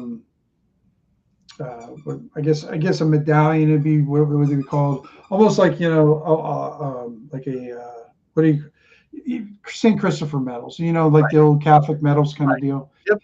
And those are very important to them. To come back to the temple, they have to have that medallion. If they're not wearing the medallion, they're not allowed back in. Uh-huh.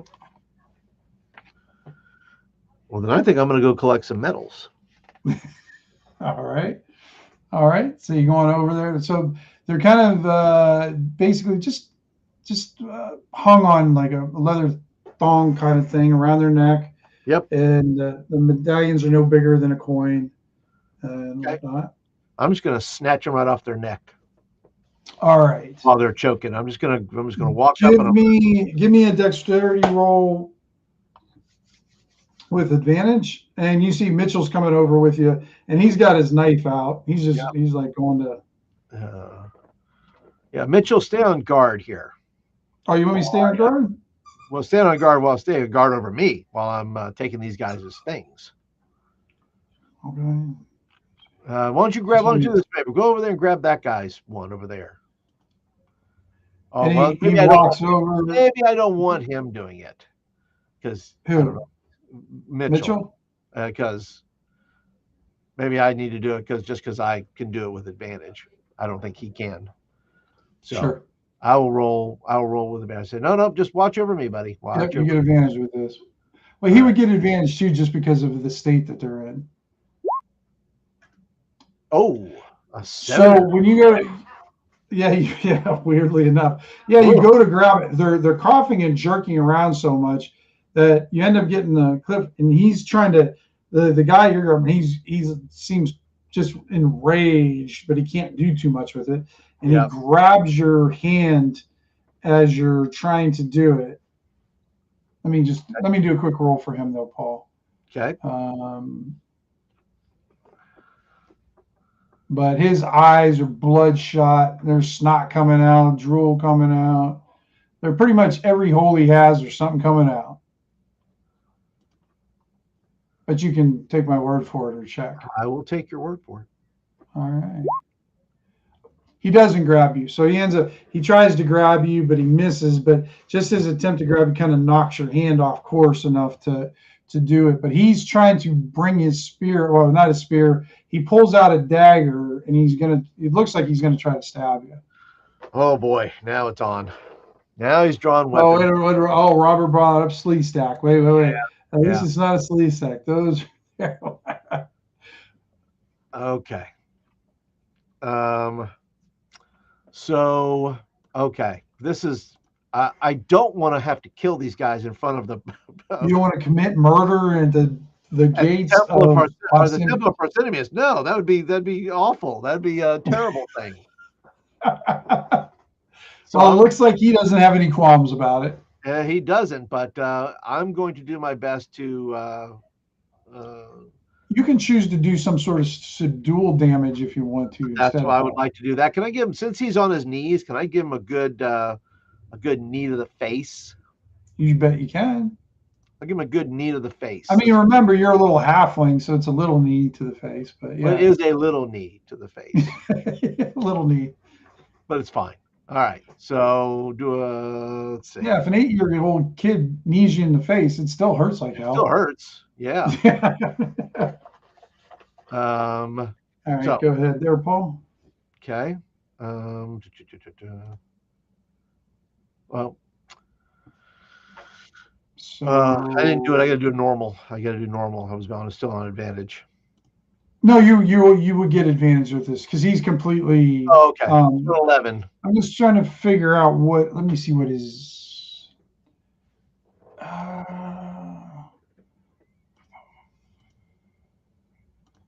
Where does his AC? Where'd it go?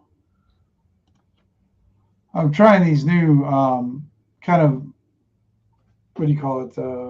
There it is. You end up hitting. He's only got an AC of. He's got an AC of 12, but the only reason why he has an AC of 12 is because he has +2 to his dexterity. So yeah, you hit. Okay. All right. So is that like a 1d4 of damage or? I'm gonna say it's 1d3. Okay. Like a fist. I'm gonna consider it like a fist. I think fists are just like punches. All right. 1d3 points of damage. So 2 points of damage. Like it'll be 1d4 minus 1. I'm sorry. What was that, Paul? 1d4 minus 1. Sure. Or you could just roll a d6. 1 to 2 be 1, 2 to 3 to 4 be 2, and that. So 2 points either way. Okay. All right. Yeah, you catch him. You catch him good in the face, and he rears back. And now we'll kind of roll. We'll roll initiative. Okay, Paul. All right. That's what I figured we'd be doing here. Yeah. Let me see. So roll for initiative. He got a 5 because I'm not giving him any bonus being on his knees. Okay. 14. All right, you go first, and you can have Mitchell go this round too if you want. Whatever you want. All right, so I'm going to try to. I'm going to go ahead and try to grab the metal again. Okay. Okay. Yep. So Go ahead. I will do that. Go back to advantage. Hey, Agile Monk's in the house. All right. Hey. All right. So I got a 16. He's always watching you in the background. Yeah. That guy. Yeah. Yeah. Now we know. Now we know. We know. All right. So 16. 6 definitely hits. Okay. So Or I'm going to definitely you say you grab it and it you don't have to make any roll. It's easy enough to pull off of his neck and everything. Okay. So you've got the one guy's medallion. All What right. do you want Mitchell to do? I'm going to let Mitchell give a try. I'm going to let Mitchell go ahead and try to get one as well. Snatch another one, a different one? Yep. Type of thing. Okay, go ahead. And you got Mitchell's character sheet. Yep. Yep. All right. 15 and a 13. So 15. 15 and a 13. That definitely gets it, and he easily snatches it off the spear's neck. And do you want him to kind of give him the business too? Yeah, you can give a little shot. All right. And so you see him. He's basically going to rabbit punch him. So he's punching him right in the back of the head. Okay. Punching down like the back of his neck, back of his head. Okay. So go ahead and roll for that. All right. I can't remember what Mitchell has offhand. I don't know what's on his character sheet. He's got a short sword. He's got his knife. He's got his meat cleaver. He's got. Well, that's right. Forgot about his meat cleaver. Yeah. His meat cleaver. He loves that thing. Yes, he does. Yeah. All right. So basically, what he'll do is he'll do the old 1970s. You know, when they used to use the butt of their gun to hit somebody in the back of their head. So he's going to use like his knife, his chef's knife, and just smack him in the back of the head with it. Yeah, so go ahead. Good job though. He rolled an 8. Oh no, so instead of hitting him in the back of the head and the neck, he kind of clips the back of the armor and doesn't quite hit him straight. Yeah. Now the one guy is gonna the one guy that you stole his necklace from. He's gonna try to stab you, Paul. Oh boy, here we go. Yeah. He gets +1 to these rolls, Paul. Yeah. But he's doing this with disadvantage. Gotcha. So 9. 9. So yeah, he would not hit me. Nope. So he missed. All right. Next round. What do you want to do? You have 2 medallions. Yeah. It doesn't look like the other 3 guys are. I mean, the other 3 guys are just. They're like now like on the ground choking. Yeah. It looks like they're turning blue.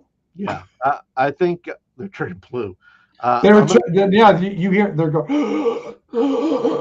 Having a real hard time. Yeah, yeah. Basically, it looks like they're choking to death. Okay, and I kind of give Marshall a look and go, is that the effect you're looking for? He kind of looks at him. He goes, "Yeah." He's like, he goes,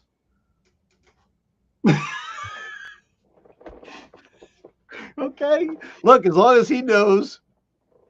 Yeah, he seems perfectly fine. I mean, he definitely has a different attitude than Parson Roberts, who used to be here. He used to be more, passive, and then, Marshall doesn't mind giving people the business a little bit. Okay. Well, we're going to collect the other. We're going to go around. Me and are going to go collect the other medallions. Okay. You guys do that with very ease. Let me just roll this again. I'm going to roll for these.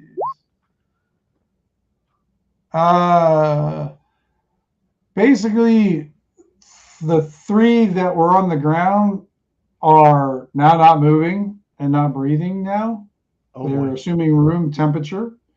And the only one, the one that tried to stab you, Paul, is now crawling. He's like trying to crawl away from here. Okay. I'm gonna let him crawl away. I'm gonna let him crawl away. I'm gonna let him crawl away because I am not going to allergies. I'm not going to be the. I can't. I'm not involving I'm just going to say, hey, I was protecting the priests of Parsemius. That's my Right. story. I'm, I'm not I'm not killing any of these guys and bringing heat down Man, onto the knives. So did you ever think like a priest of Pausemius would outstreet you? I didn't. I was a bit shocked. I didn't know the methodology had changed. Right. I New thought parson, new day, huh? I just thought, I thought, well, they're gonna all be peaceful and nice, and kind of talk to them a little bit, maybe shake them up a little bit. Nope, they're straight out murdering people now. So okay, He's a little bit more Old Testament than New the Testament kind Old of guy. Testament and the New Testament, which I'm fine with, but Right. I'm not taking the heat for it. I'm going to say I was helping him. They came banging. I was there. They came Right. banging on the doors, and I went out there to protect Pastor Marshall. So that's Okay. that's me. That's what me and Mitchell were doing. We're not Right. causing anybody. So that's my story, and I'm sticking to it. If they weren't, if the Spears of South were not right in front of the temple, it might be a different story.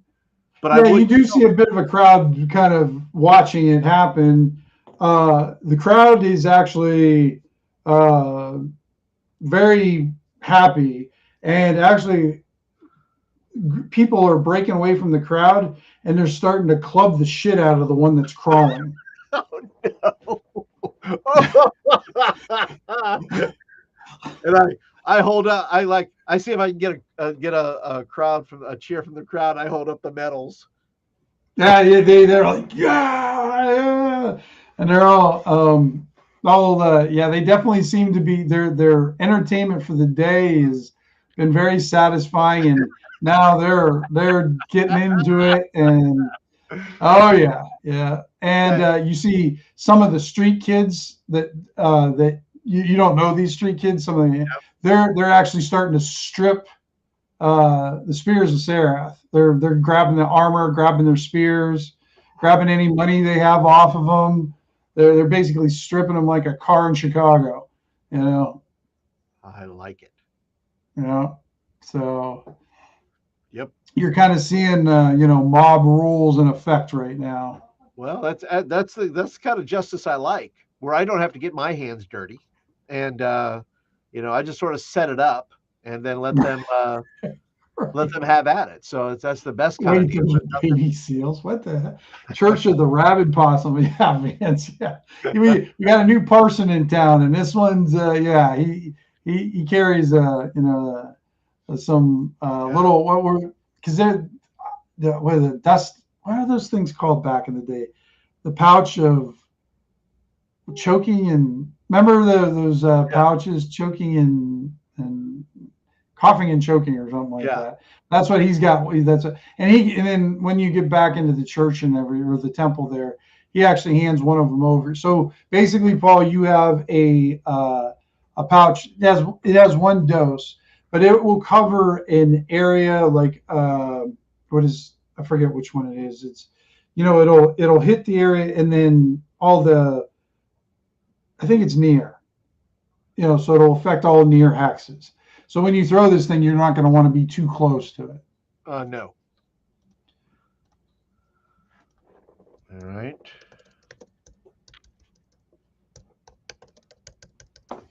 I forgot. Let me look that up again, Paul, because I was thinking about. I get to talk about Old Testament. I'm bringing out the old first edition DMG. Yeah. There you go. Yeah. But this has to be where it opens up to. I mean, it opens up every time to hit tables. Of course. The thing is, though, on the I mean, this isn't just a normal. This is like it's not just like I mean, there's some sort of death in it somewhere, is there not? This is not an incapacitator. It's a killer. You're going to choke until you die. Dust of sneezing and choking is what it is called. Let's see here. I'll read you the directions. If it's not a killer one, I think it almost is, from what I remember. even if it's not, it is in my game. It is. It is now. It is now. It is. It is definitely is now. Yeah. Let me see here. I love bringing back like old magic items I haven't seen for a while. Old monsters. Okay, so where'd it go? Dust, decanter deck, drums, dust of appearances. Okay, this fine dust appears to be either of above types of magical powders. If spread, however, will cause those within a 20-foot radius to fall into fits of sneezing and coughing. Those falling must save versus poison immediately. Those who do being disabled by choking for 5 to 20 rounds. So what I'm doing is that's the good effect. Right. Otherwise, if you make your save, if you fail it, you wind up coughing and choking until like your ribs break and your back. You stop breathing. Break. Well, you stop breathing. Yeah. Yeah. So basically, it's going to be a DC 12 to save from it. So if they fail, they're going to die in that amount of time unless somebody, we can figure some type of interesting thing out, like they can clear it out, maybe with some water or something, whatever. But if they do save, then they'll just be incapacitated for that length of time. Right. So what's that? Sneezing and choking powder or dried CS gas. Yeah. But when, Matthews threw that down, he definitely seemed like he took some pleasure in it. So who's that? The parson. He was, the parson. When he tossed it down there, he definitely was pleased with the result. The result. Yeah. Yeah. Well, hopefully that, that will, the Spirits of Sareth are going to be the Spirits of Sareth. You lose one crew, they're going to send out another. It's not like they're going to be like, well, maybe we should rethink our methods. Right. Yeah. They're like the spears of doubling down. Like so. Well, there's a reason why they follow the god of war and order. So they have a procedural. Well, right, and there's no story, by the way. There's like they're dead. They don't have any. Other than the fact of what the people say. So they can do whatever they want. Maybe maybe we should get them too. By the way, I'm starting to talk to you and say, hey, could you drag these bodies away so they're not in front of the temple? Who are you asking? The people? The people that are stealing stuff, first of all, because I would say kids? Whoever's stealing stuff, like, hey. Well, it's one of the street gangs. It's one of the ones that you don't know them, but it's not your guys, but they're just right north of your neighborhood. Yeah. Okay. How many bodies are there? 4. 4 bodies. How many kids? You know what? Let me check out the group of this one. 11. Perfect. Yeah. I tell them, listen, 5 silver pieces each if you can make these bodies disappear. Let me see here. Make it 7 and you got a deal. Done. All right. So you pay 77 silver? 77. All right. And you see them start dragging the bodies away, and you hear them trying to discuss where they're going to put them and everything. And there's some abandoned places that they can put them. He goes, well, the rats will eat them before anybody finds them. Perfect. So that way they're not out here, and that Pausanias won't get any smoke. There you go. Ajal Monk has a new hire that you need to get. Oh, it's true. I do need a cleaner, don't I? Yeah, take care of the bodies. Well, apparently the Temple of Pausanias is the one who needs the cleaner these days. They do, and I will search for such. Maybe these guys, maybe that's the gang I'll have. They're just to be the cleaners. Like I'll just hire them. They'll just be the that'll be the gang, the cleaners. Right. Who is that in John Wick that he calls? He calls those guys. Are they cleaners? I think they're that's what their job is. But I can't remember what they call them. I've never seen John Wick, so I don't know.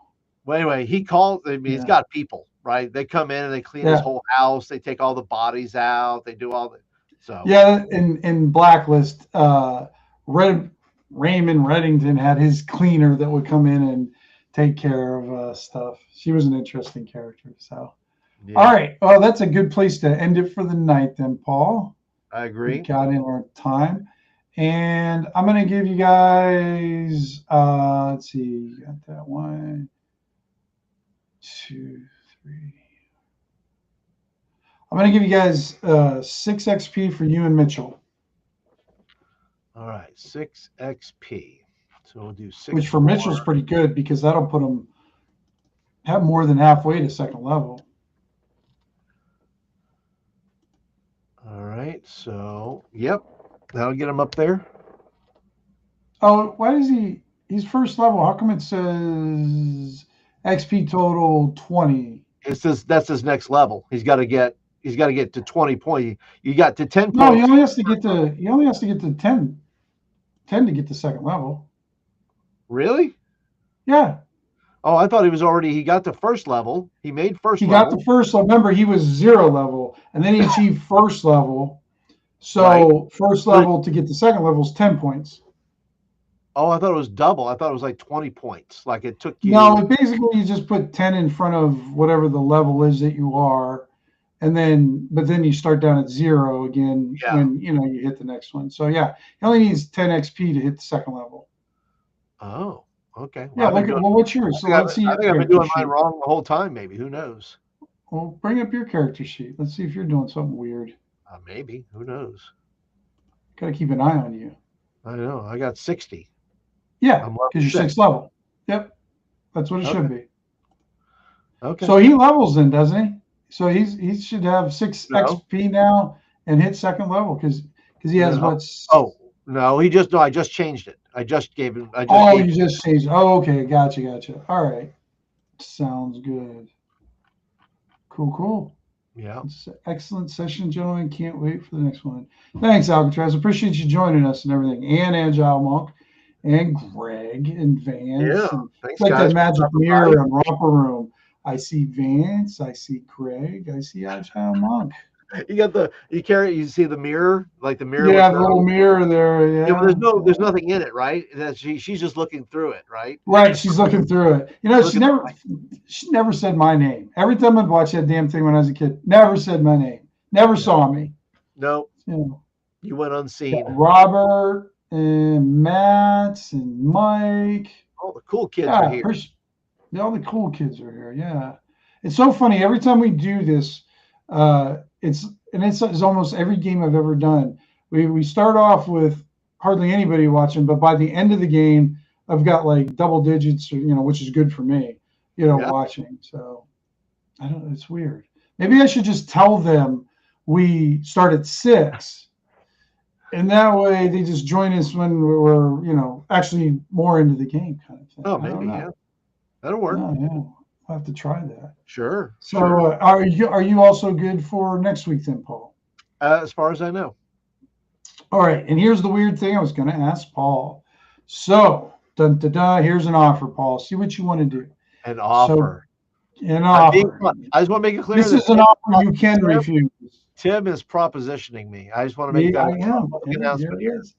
You see it happen. Yes, there'll be recorded proof.